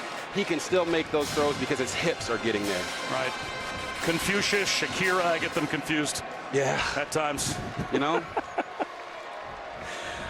It's understandable, Bob. It's understandable. 1st and 10 for Oregon at their own 25-yard line. And they start on the ground with Bucky Irving. He's got close to 10 yards. It is a first down for Oregon. Down to Chris. Spoke with both coaches at half. Jamie Chadwell extremely frustrated. He said, listen, I'm realistic about the score and our opponent, but we're not playing like ourselves. 3-and-outs, drop balls.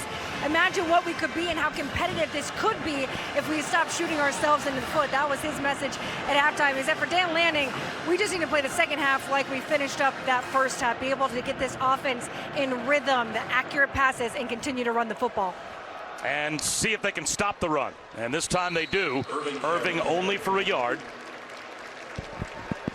It was a quick start for Liberty. They scored a touchdown on their opening drive of the game, and the interception that set up the touchdown before Oregon was a bad break that went to replay, and Liberty could have benefited, did not from that call, but Oregon has gone right down the field 4 times in a row. You know, I talked about this in the meeting, that Liberty just needed to get to the second quarter and have it be a game. Well, they accomplished that. They just didn't play in the second quarter like it was a game. They surged in the first, and now Oregon is just putting their will on them every single play. Irving on the screen. And if Liberty is going to get back in this game, it's downs coming up like this where they have to win. It's going to be 3rd down and 5 for Oregon. You know, you always talk about defensive lines being able to pin their ears back and just go after you. Well, in this situation, it's the offensive line that can do that for Oregon. They can pin their ears back and just run the football down the throat of the Liberty Flames. What you want the defense to do is be stout here. They're in empty. They're going to try to throw this football. Big down for Liberty because they want to at least have a shot to get back in it. If they don't get off the field here, it's not going to be pretty. 4-man rush. Clean pocket for Bo Nix. And as is usually the case, on a line to Trayshawn Holden for a 1st down. Well, it's not looking pretty. Trayshawn Holden threatened him with speed. Whoop, sit it down. Nice job. Then the spin move on the sideline. I mean, he's out there toying with him. Nice job. Just get off me, son. Can't even get his shirt to get him out of bounds, man.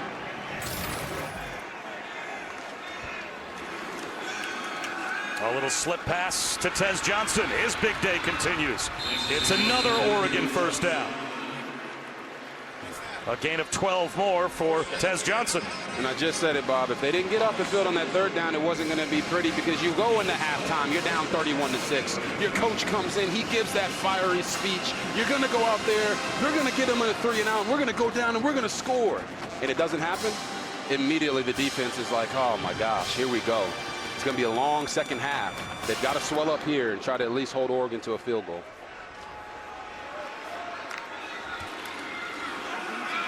Irving, a little stop-start, the dead leg, inside the 30, breaks a tackle, and he's got 9 more yards to the 24-yard line of Liberty. You just watch Bucky Irving, look at the vision, gets outside, hits him with a 1-2 just to reset them, make them think he's going to cut inside, and then burst outside. These guys are running around, not knowing where he's going to be. Is he going to cut? Is he going to run me over? Man. They're doing a really nice job featuring him today. Jalen Jimerson is down for Liberty, so we'll step aside. An injury timeout.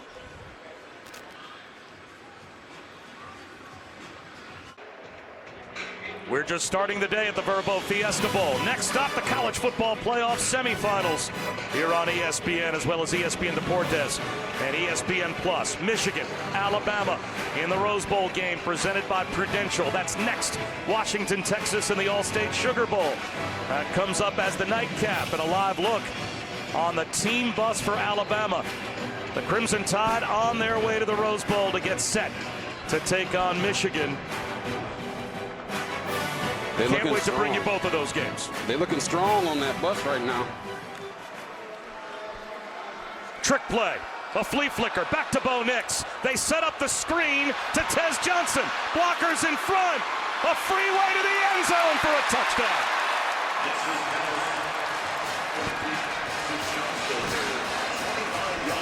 Oh my goodness, look at the creativity there.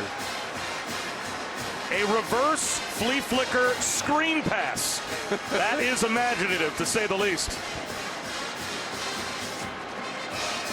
How many different guys touched the ball on that one? That was incredible. And a look at his dad, Patrick Nix, for Bo Nix, watching him play his final college football game and taking in every moment. Uh-oh.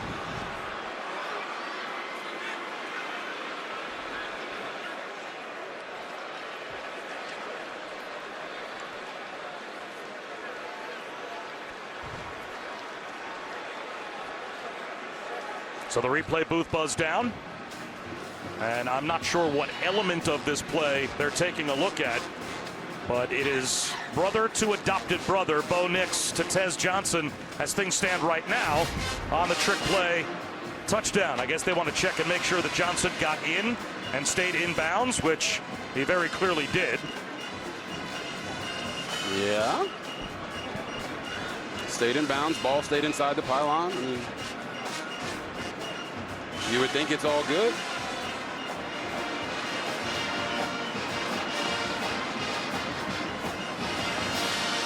Not even close to being out of bounds. Okay. Well, if the element of this play that they're looking at, and I can't think of anything else, is whether or not Tez Johnson was in bounds all the way down the sideline. He was very clearly in bounds. Here's the quick review. After further review, the ruling on the field stands. Touchdown. As expected, 5 different touchdown receivers for Bo Nix, as he has spread it around with 5 touchdown passes.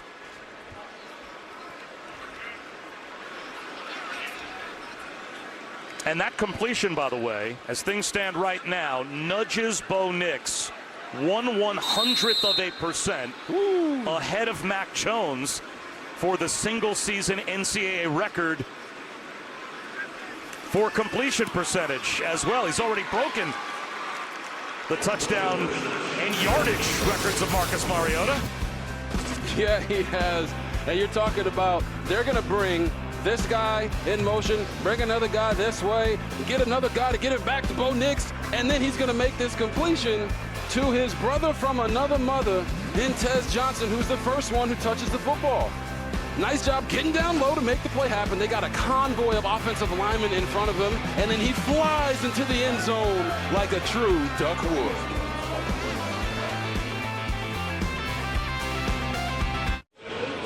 Welcome back to the Vrbo Fiesta Bowl. What a day for Tez Johnson, and what a journey for him and his brother, Bo Nix. These guys were high school teammates. And Tez Johnson struggled in high school, getting into trouble. He was from a single mother. So Patrick Nix, who was also his head coach, they talked about it. He said, why don't you come live with us for a while? And so he did. And what a crazy journey this has been, because Tez Johnson grew up an Oregon fan. In fact, the first time he stepped in the Nix household, he was wearing an Oregon t-shirt, and Mom said, you got to take that off if you're going to live here. Well, then Bo Nix transfers from Oregon. He gets the call, or from Auburn, gets the call to go to Eugene. And Tez says to him, you gotta go, you're living my dream. Meanwhile, Tez, he was playing at Troy. He then decides to put his name in the transfer portal. So Bo Nix goes to his head coach, Dan Lanning, and says, listen, I don't know if you're looking for a 5'9" wide receiver, but I got a guy you gotta go check out. He brings him up to Eugene. Their story of how he's been adopted into this Nix family has been incredible. The thing I love the most, I said, how did you know when you were comfortable enough in that family to be able to feel like a family in that household? And his response was, when I could go about the 3rd night into the pantry and start stealing snacks, I knew that that's when I was family. He said, but the thing that they've taught me most, right and wrong, how to be a man. And I can still go to Bo and the Nix family whenever I want and get those life lessons when I need it. Just an amazing story. Great job, Chris. These two, and the thing I took away in listening to their story as we got ready for this bowl game was the fact that Tez Johnson said they changed and saved his life. That's important. These two have a bond off the field that's incredible. Yeah, the fact that when Tez Johnson was growing up, he was watching Oregon play all the time on television when they really burst onto the scene as a real national brand and just fell in love with the gear and the colors and their style of play. His favorite possession, he said when he was in grammar school, was his Oregon hoodie. And to not only then have his adoptive brother transfer to play at Oregon, to have Bo Nix rewrite the story of his career, and then for them to join each other, both transferring to Eugene, and now the day that they're having the last time they will play a college football game together is this. Bo Nix setting records at 166 yards and now a touchdown for Tez Johnson. It's a fairy tale story to come from really difficult circumstances for Tez Johnson growing up. Yeah, and it's the stories that like this that make college football so special. This humanizes these guys, and for them to be able to have this type of success together, it's not just a dream come true. They're living their absolute best life possible. A dive for Caden Salter on the option. He keeps it and picks up the first down. And it has been an attack all day long between Nix and his adopted brother. Yes, it has, and it's been everywhere. Short passes, long passes, throwback passes, push passes. They've been finding a way to get the ball to what is now their best receiver on the football field.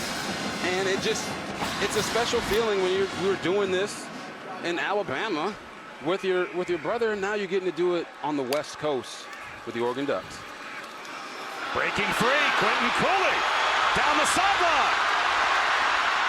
Liberty in business inside the 25-yard line. On the scamper by Quentin Cooley. Quentin Cooley, the bowling ball they call him, got tired of us telling all those stories about Bo Nix and his brother. He said, we're going to get back to the football game. I'm going to run into the end zone, make y'all talk about us in some type of way.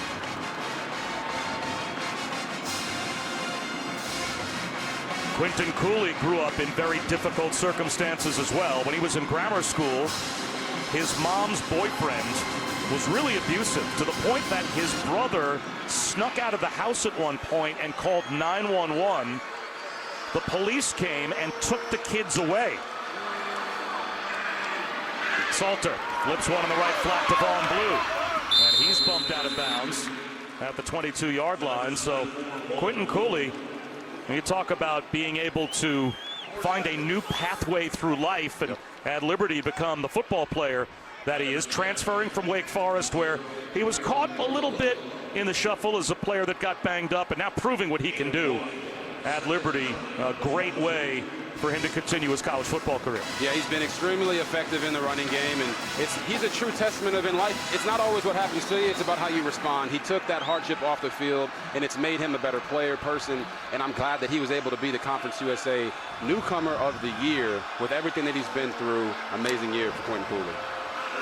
Caden Salter into the red zone, stood up at about the 18-yard line. Chris? When I talked with Cooley about it this week, one thing that struck me was he said a lot of people talk about football, and yes, football saved me and it gave me a team, but people talk about releasing anger. What it did for me was it released love.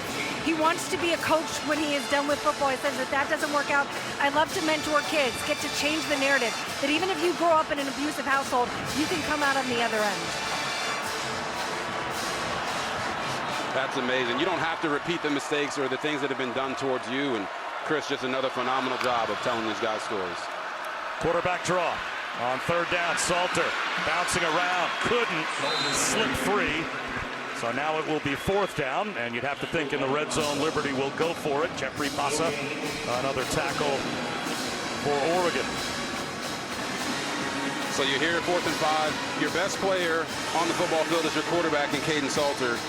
I've said this time and time again, Bob, but you have to give him a run-pass option, and what I mean by that is maybe move the pocket. But if you're going to go spread out like it looks like they are right here, give him an opportunity to find a hole and make a run if the throw is not there.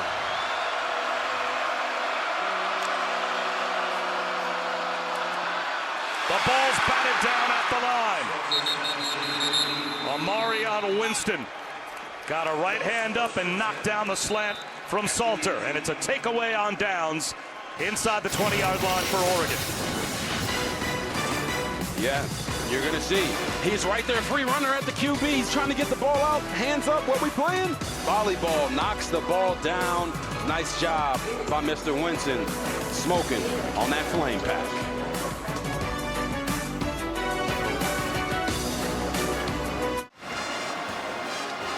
The College Football Playoff Foundation and ESPN are celebrating 10 years of teaming up to support teachers with a new postseason initiative. Touchdown for Teachers.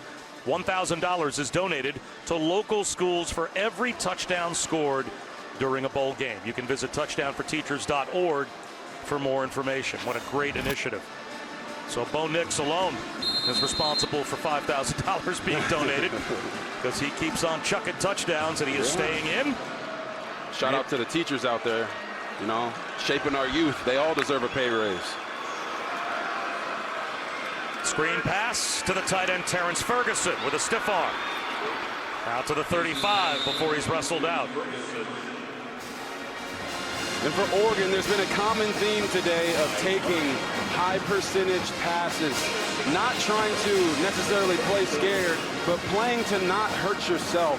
You know that you're the more talented team. Get the ball in the hands of your playmakers and allow them to go make plays. Right there, Terrence Ferguson turns a no-yard gain into a big gain simply because he's a dynamic, big tight end.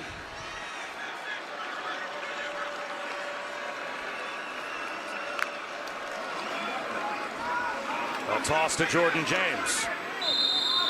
Well, Bo Nix with that tremendous second quarter, and now he's hit on 14 consecutive completions. As things stand right now, he just has nudged ahead of Mac Jones for the all-time single-season record for completion percentage, and he has moved past both of Marcus Mariota's records set back in 2014 for passing yards and passing touchdowns. Yeah, and at that point, you would think that it might be time for them to pull him out of the game. He's done what he came here to do, win the game, obviously, and have the records. Let him go to the NFL and have a great career there as well. James again for a first down. And Auburn years for Bo Nix. He played 34 games at Auburn and was responsible for 57 total touchdowns. This is his 27th game at Oregon, so 7 less starts, 95 touchdowns responsible for at Oregon. Why do you think the switch from kind of the alma mater and the legacy program to Oregon has been so great for Bo Nix? I think it's been a couple things. Obviously, the pressure of being there and being a legacy at Auburn took its toll a little bit on Bo Nix, but coming out here, he understood that he needed to have a greater balance between playmaking ability and protecting the football. And when we talked to Dan Lanning, that's what he echoed to us. Listen, this kid is super talented. He can make every single throw. There's not anything he hasn't seen because he started 61 games in college football. But at the same time, your coaches have to believe in you. And Bob, I'm telling you, Dan Lanning and this staff have poured so much into Bo Nix, and from a confidence perspective, it's showcasing itself the last 2 years on the field. Well, earlier in the season, I had the game against Washington State for Oregon, had a chance to talk to Bo Nix that week, and we talked about his Auburn years, and he was very candid and very honest about how hard those years were. As he's going to fire one up the seam and complete behind Terrence Ferguson. That's going to drop him behind Mac Jones, at least for the time being, for that completion percentage record. Yeah, and you see he just misses this by about 2 to 3 yards back behind Terrence Ferguson. Not sure he thought maybe there was going to be a defender closer to him there, but put that ball right in the middle of his chest and allow him to go make another nice big gain for you right there. They got to start pushing P and get the push pass going again here for Bo Nix to get that record. 3rd down and 8 at midfield. That's Bucky Irving into the backfield. They'll hand it to him, and with speed to the edge and a cutback, he might have the first down. Right at the line to gain, and it looks like he got there. Yes, he did. You see him coming across the formation. Speed in space always wins the race. Try to get your guys to the edge as fast as you possibly can. Look at him pulling out the hurdle technique. Not Nehemiah, Allen Johnson, all those guys would be extremely excited to see that.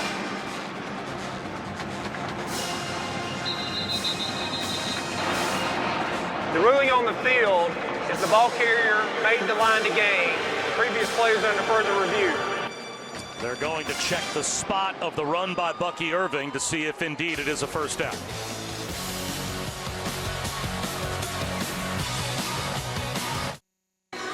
Aerial coverage provided by Goodyear, celebrating the challenge of road games everywhere. Are you ready for the road? Goodyear, more driven. Replay did, after buzzing down, ruled that Bucky Irving was a half yard short of the line to gain as his knee hit and the ball was just shy. So it will be 4th down and less than a yard for Oregon, just inside the 43 of Liberty, and they will leave their offense on the field. Have Jordan James out there with Bo Nix. Yeah, pretty clear that he was short of the line to gain there. Knee comes down, the ball is dead at that spot, not where the forward momentum goes, and even with the forward momentum, he didn't get it either.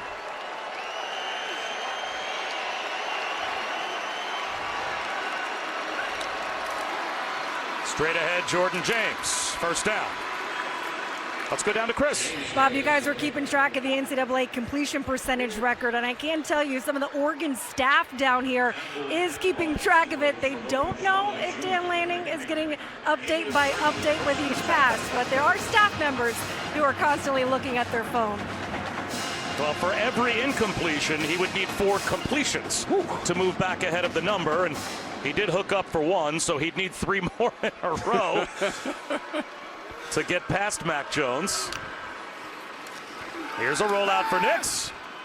Zings one to the sideline. There's a hook up to Trayshawn Holden for a first down.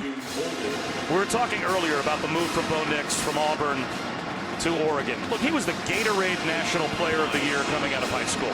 And you're going to play at your dad's school. You grew up, War Eagle was all you were ever taught.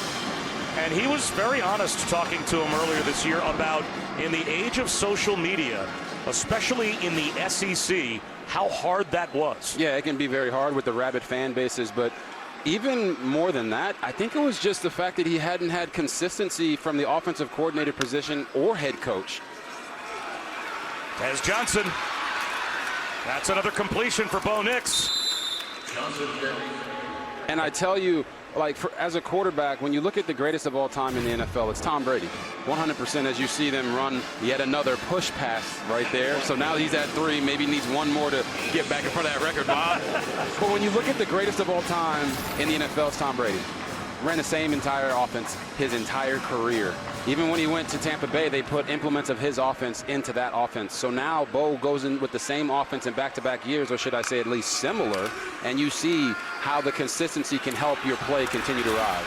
Dumps one off to Patrick Herbert, Justin's brother, and he's down at about the 10-yard line. Pickup of 12. Another easy completion. Woo!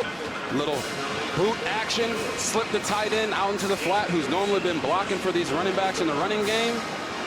There it is. He should have the record again, right, Bob? As things stand now. He did get inside the 10 to the 9-yard line, did Patrick Herbert, so it is 1st and goal.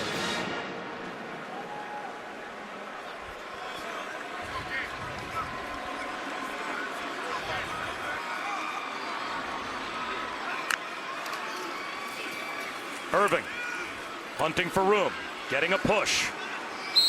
Stopped at the 5-yard line. And this may take us to the end of the 4th quarter. Will it end the day for Bo Nix? If it does, he has nudged back ahead of Mac Jones for that single-season all-time record. And the crazy thing is, the guy that you see on your screen right there in Bo Nix, I don't think he even cares, guys. I don't think he's playing this game because he's worried about how many more completions he needs to break a record or how many yards. He's playing for the love of it. Will Bo Nix continue playing this afternoon, or will that do it for the collegiate career of Bo Nix? We're about to find out as we head to the 4th. Back to the Vrbo Fiesta Bowl. Dan Lanning standing by with Chris Button. Coach, couple easy passes gets Bo Nix the NCAA completion record. What's next for his day? We got to go punch this one in. We're down here at the goal line. It's time to go get another score. What has he given this team today?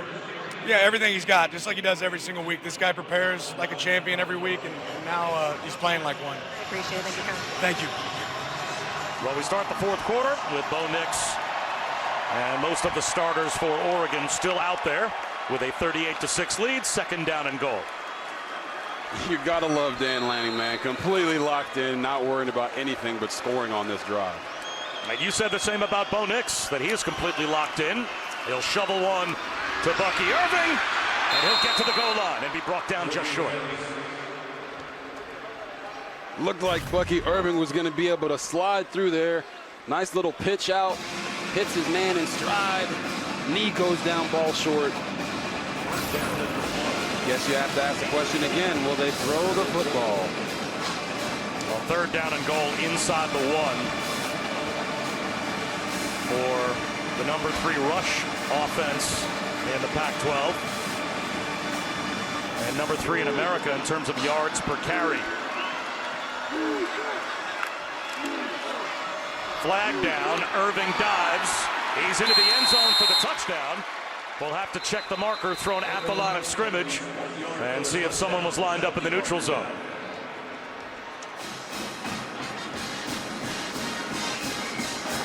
Offside. Defense number 2. Lined up in the neutral zone. Penalties decline.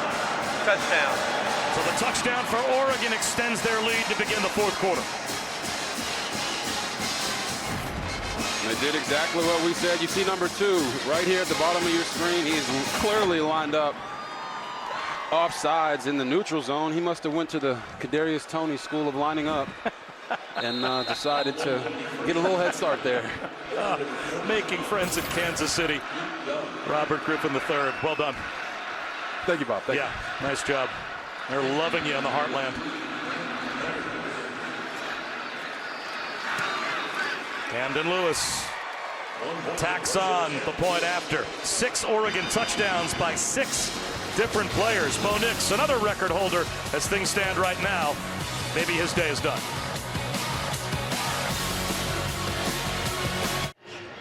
Well, kudos to Taco Bell as they brought the Live Más student sections and their students to the Vrbo Fiesta Bowl. Taco Bell's picking up the tab for students from both schools that came to the Vrbo Fiesta Bowl today, so Liberty and Oregon passionate fans could come and cheer on their teams. The Live Más student section celebrated all year long at college football games by Taco Bell.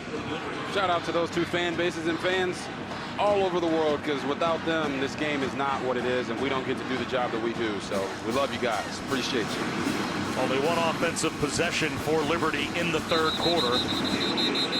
And it's been nothing but touchdowns since the start of the second quarter for Oregon.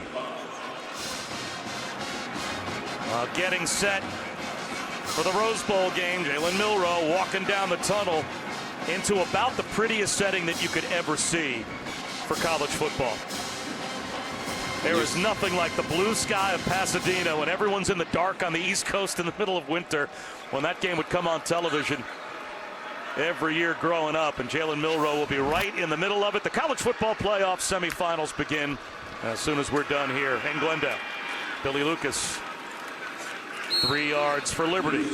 You saw that Lank shirt that he had on. Let a naysayer know that he's ready to get after some naysayers today.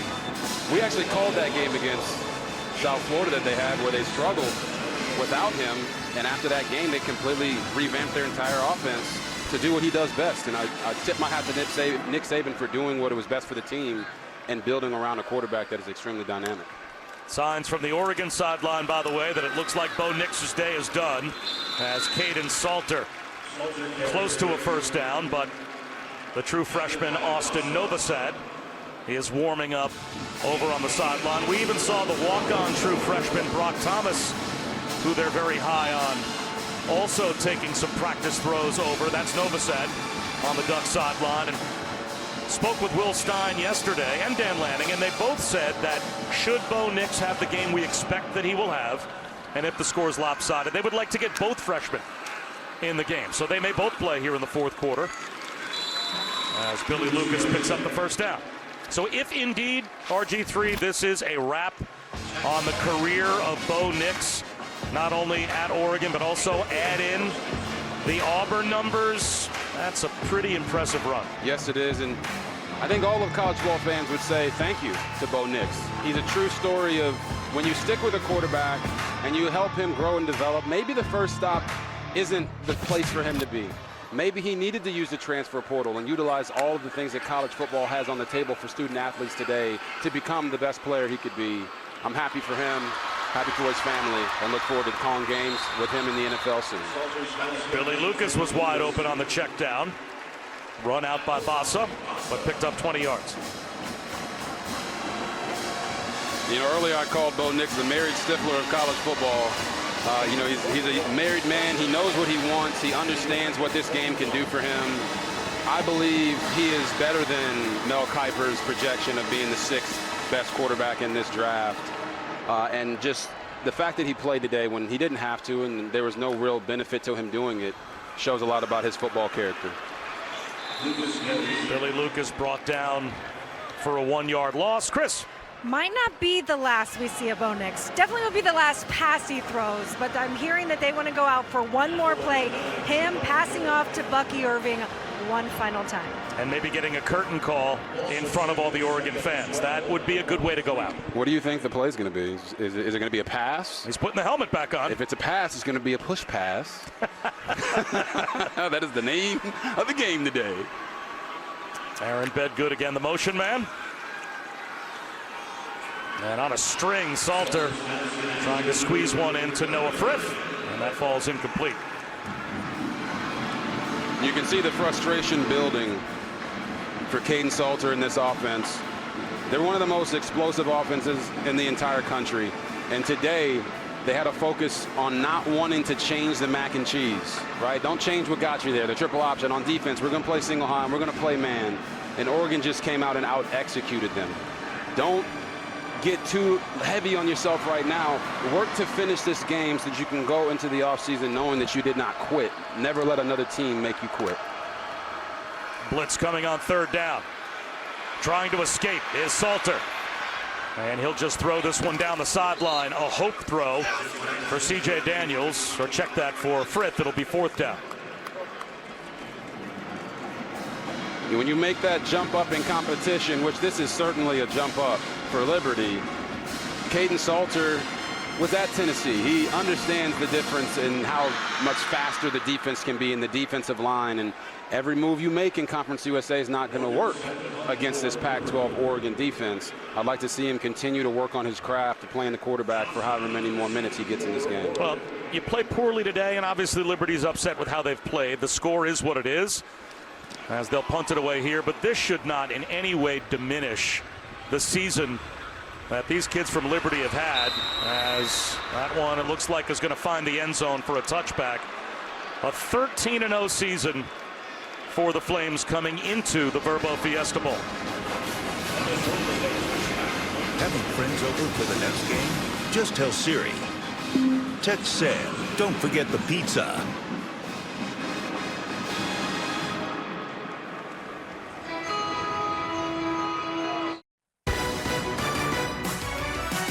The Vrbo Fiesta Bowl is brought to you by Vrbo, private vacation rentals, football away, AT&T, connecting changes everything, and Taco Bell. That halftime field goal, by the way, from 30 yards out, won one lucky family $5,000 and one key cash towards a Vrbo vacation. Congratulations, enjoy your trip. That's a 30-yard field goal. That's a good kick. We got to get him on College game day so he can make a little bit more money. But that was an amazing kick. And make a field goal, get some cash, not a bad deal. All right, so now we start this drive with Bo Nix in at quarterback. And we'll see if, as Chris Button heard down on the sideline and predicted, this may be a curtain call moment for Bo Nix.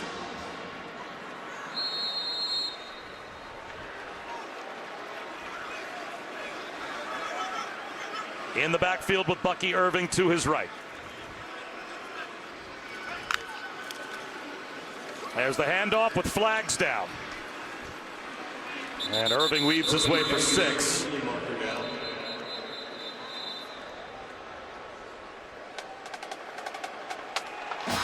Now, Mr. Ref. We've already seen what's been going on in the NFL with the referees. Can't really be ruining these moments. Illegal motion, number 86 offense. 5-yard penalty, first down.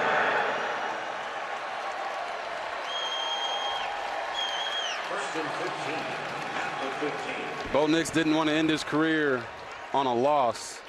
I have a feeling he's not going to end his career on a penalty either. So now 1st and 15, back to the 15.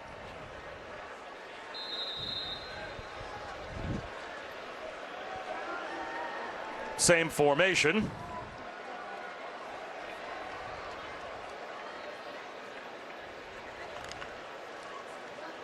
Another handoff to Irving. Finds a cutback lane and picks up about 7 to make it 3rd down and 8. And here comes the quarterback change.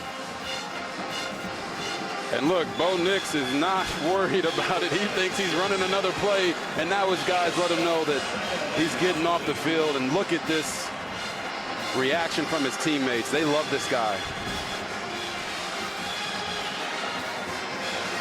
The curtain call for Bo Nix.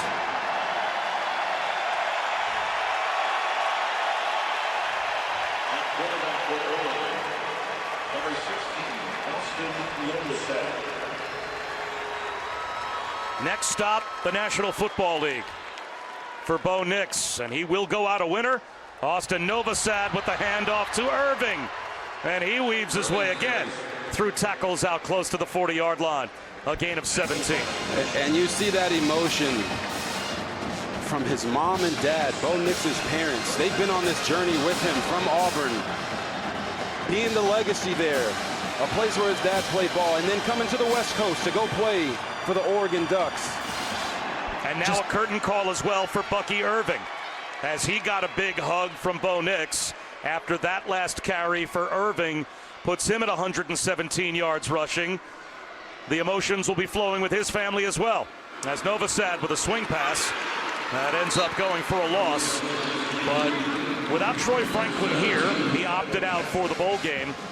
And you have the two other most prolific offensive players for Oregon having terrific games, and they both get a curtain call in front of all the Ducks fans that made the trip. Yeah, and it feels like with these Oregon players and these Oregon teams, you always have some guy that was just one of the most explosive players in the country. But I just come back to looking at the reaction from Bo Nix's parents of just how much it means to us. I'm a girl dad of 4, and when I see my kids have these types of moments in their lives, it's an exciting thing, and you get taken back to all the emotions and all the hard times and all the challenges that you had to face along that journey. And I know that all the parents out there feel the same pain and feel the same emotions that their sons and daughters feel in these types of moments.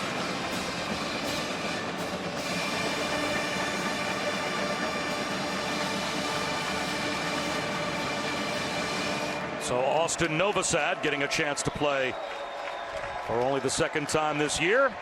3rd down and 14. He'll roll one out. And short hops. A 3rd and 14 pass intended for Kenyon Sadiq. So Oregon will kick it away as we approach the midway point of the 4th quarter. When you look at Austin Novosad, he's a guy that was a late flip from a school that I'm not sure if I'm too familiar with him. It's Baylor University. He was a late flip to Oregon. He must have liked the colors at least. Yeah, something. You love something about it. But he's getting an opportunity to play here with a couple minutes left in the 4th.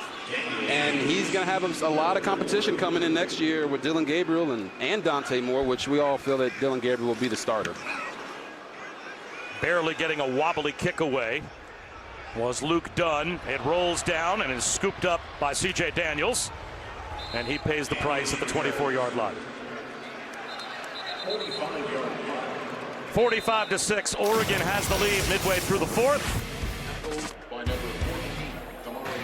And the curtain call was there for Bo Nix, and he meets Dan Lanning on the sideline as his collegiate career comes to an end. You are watching the Vrbo Fiesta Bowl.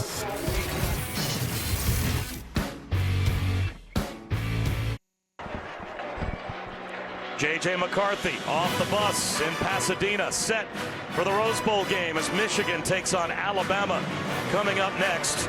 Now, J.J. McCarthy, RG3, you said is the key as far as you're concerned. And the first 9 games, they didn't play any ranked opponents. 4 ranked opponents, or 3, I should say, in their last 4 games. They won. His numbers dipped, maybe the stiffest challenge of all against Alabama after surviving against Ohio State. That comes up next. Yeah, you look at J.J. McCarthy, and you just so eloquently stated it. It's a concern with the huge drop-off. Were they just resting him? Were they didn't need him to be that, and his passing yards per game dropped so significantly?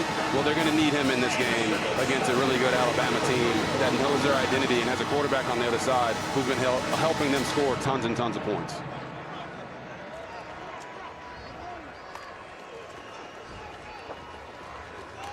Quentin Cooley looks like he's got enough for the first down. I wonder if you think, or you would agree, that the biggest factor in that game, can they take the heat off of McCarthy? Yeah. And run it with Corum and control the line of scrimmage against that Alabama front 7? Yeah, and that's the thing. You've never really had someone question that other than Georgia being able to match up with the physicality of Alabama. But at this point, Michigan has been so dominant over the past 3 years in the trenches. They have built up a reputation of being a physical force up front. Can they bully that Alabama defensive line? We don't know, but we do know that if Blake Corum gets near the end zone, he's going to score because he's got about 7,000 of those this year already. They did mark Cooley just shy of the first down, so this run by Caden Salter will get Liberty a fresh set of downs. You know the Flames would love to go down and at least get another touchdown on the board. They scored on the opening possession of the game. They won the toss, and oftentimes teams will defer. They didn't. They took the ball, shot right down the field, and put it in the end zone. That's been it since. This very well may be their last possession of the game. We don't know. But all they can control is what they do on this field right now. This is a character-building moment for Caden Salter, who has already been through so much in his young career, showed extreme development this year, and wants to play in the NFL next year. Continue to play hard, make great decisions. C.J. Daniels lost the football, and Oregon has it back after that huge hit, and Daniels slow to get up. Just as we're talking about, make sure you finish strong and try to go out of this game in some type of a positive note. Boom, disaster strikes. Here they are running the zone read, getting the ball out into the flat to a receiver. And the DB just puts his helmet right on the football. That's a true freshman, Roderick Pleasant, that jarred it free. So Oregon has it back at midfield with 6:07 to go. And at 5'9", 180 pounds, Roderick Pleasant was a guy that they were really looking forward to getting into this football game. And then he's out there and makes an impact play. And guys, he ran a 10:09 in the 100 meters coming out of high school. True track speed out there getting physical. I love it. Jurion Dickey makes an appearance, and he has a very bright future as far as the Oregon coaches are concerned. He's a freshman wide receiver, a torn meniscus, as a high school senior that pretty much knocked him out for the entire season. He has absorbed the playbook, rehabbed, and is now ready to play. But I mean, we talked to Will Stein yesterday. He said this kid was the best high school wide receiver on the West Coast before tearing his meniscus. Yeah, he was so good they gave him number 99 so he can go out there and truly shine at wide receiver. A toss to Jaden Lamar, another freshman. And he goes down behind the line. Another tackle for Tyron Dupree.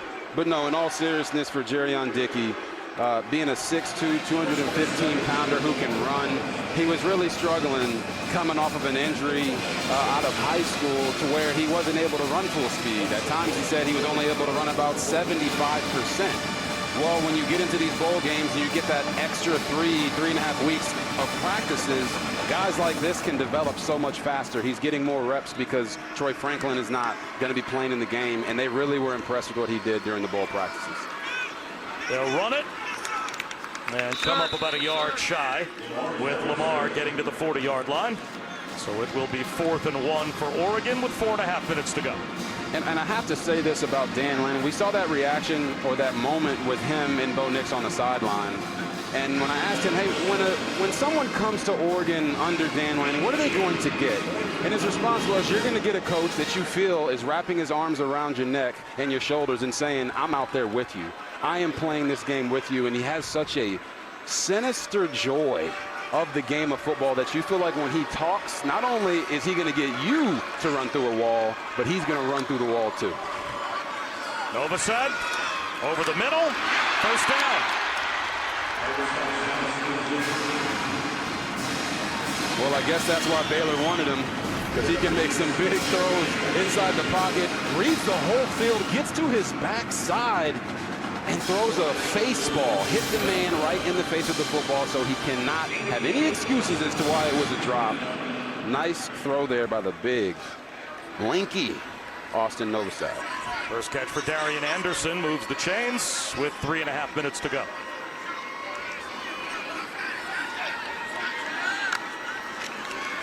Another carry for Jaden Lamar. Loss of 1. And I feel like we could tell 1,000 Dan Lanning stories. but this one really hit me. When I asked Coach Lanning about what the other coaches were saying. Hey, they're talking about your roster, and they're saying there's blue chips all over the place. You guys are super talented. Are you flattered by that? And his answer to me was, no, we don't care about that. We're focused on being the best versions of ourselves, and it's not Liberty's fault that they're the team that we have to face. That stood out to you. Oh, my goodness. When he hit me with that cold-blooded line, I knew it was probably going to be some fireworks out here today. Little hook and ladder to Jaden Lamar. And he's down to the 24-yard line. Well, when you said sinister joy. Yes. It's an interesting description for a head coach. What do you mean by that? It's, you always feel like when you look at Dan Lanning, he's got some thoughts going through his head that you're not sure what's going on, but you know it's coming from a good place, and it's coming from a good place for his guys. The famous line this year, or phrase should I say, of they're playing for clicks, we're playing for wins. You feel the reaction from the locker room in that moment. He knows how to galvanize his players and let them know that they're going to be physical and a tough out every single time down the field. Lamar slips out of the backfield and gets all the way down to the 6-yard line. I mean, Lamar, talking about Jaden Lamar, number 27, does a really nice job, as you said, Bob, of slipping into that open field. There was some pressure to the quarterback's face, and he had to wiggle his way, get skinny through the hole to make that happen. Those are the little things that sometimes we don't pay attention to, and even in a game that's 45-6, I still appreciate great-looking football plays. And it looks like they may go victory formation now, as Oregon gets it all the way down to the 6-yard line. Novosad will keep the clock rolling as he will take a knee and make this win for Oregon in the Vrbo Fiesta Bowl. Official aerial coverage today provided by Goodyear. Road tested and game ready. Are you ready for the road? Goodyear, more driven. Well, Bob, we came into this game trying to figure out if David could beat Goliath. I told you, well, the way that story goes, David wins. Well, today, the Goliath that was Oregon ended up putting their best foot forward and showing that they were the better team. Bo Nix playing meant so much more to college football and to his teammates than it ever did to his career. And I'm happy to have been able to call games with you guys this entire season. It's been a true joy.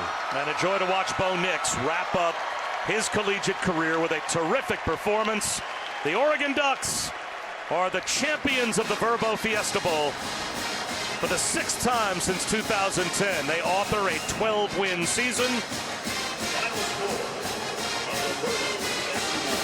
And the celebration on for the Ducks. There have been some messages sent by teams in some of these New Year's Six games.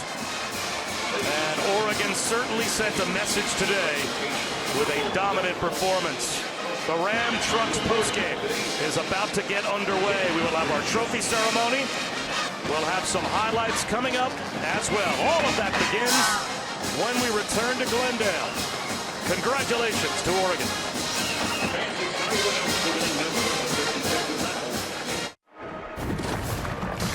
Welcome to the Ram Trucks postgame here at the Vrbo Fiesta Bowl. The celebration on for the Oregon Ducks as they dominate Liberty with a 45-6 win, 5 touchdown passes in his farewell game for Bo Nix. And a moment ago, he spoke with Chris Button. Here at Bo Nix is taking home the game ball. You wanted to play on this one so that you could end your Oregon career with a W. You did that. What's it meant to play one more time with these guys? Oh, it's meant the world. You know, it's just such a great opportunity for me to be able to come out here and play with such an incredible team. And, you know, the coaches that we have and the year that we had, you know, I felt it'd be only right that I come out here and play one more time. You know, I couldn't wait for this game to get out here and to play one more time. You know, I think it just summed everything up, you know, with my college career. And, you know, I wouldn't have been here without those guys. So it was the least I could do to show my appreciation. Your college career was a lot of football games and a lot in this uniform, your final one. Can you sum up what it's meant to play in a Ducks uniform? I mean, it's been one of the best decisions I could have ever made. I think the history and the tradition of this university and this team, to be able to represent it, in the way that we did, it's an honor to me. And I'm just extremely blessed and fortunate. The Lord ordered my steps, and all I had to do was just follow. And He's been so good to me, probably too good to be honest with you. But I wouldn't have traded the last 2 years for anything. You broke a lot of records today, which is why you're holding this ball. Where's it going? This will go home with me somewhere, and eventually when I get all settled down, I'll have to frame it and put it somewhere. And I've got a few of them in college, and this one's definitely special. Congratulations, I appreciate it. Thank you so much. Go Ducks, and God is good.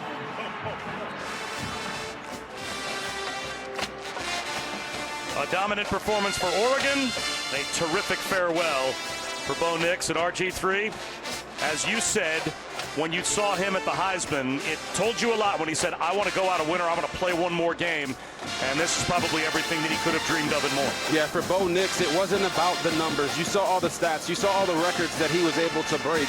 But I say stats are like bikinis. They show you a lot, but they don't show you everything. This was all about winning for Bo Nix, going out the right way for his college career. He played for his teammates. He did it for the right people, not for himself. And I'm so happy that the way that college football is structured today, guys like Bo Nix can go in the transfer portal, find their home, and start to truly fly. Congratulations to Oregon as they win the Vrbo Fiesta Bowl. The Rose Bowl game is coming up next for Robert Griffin III and Chris Budden.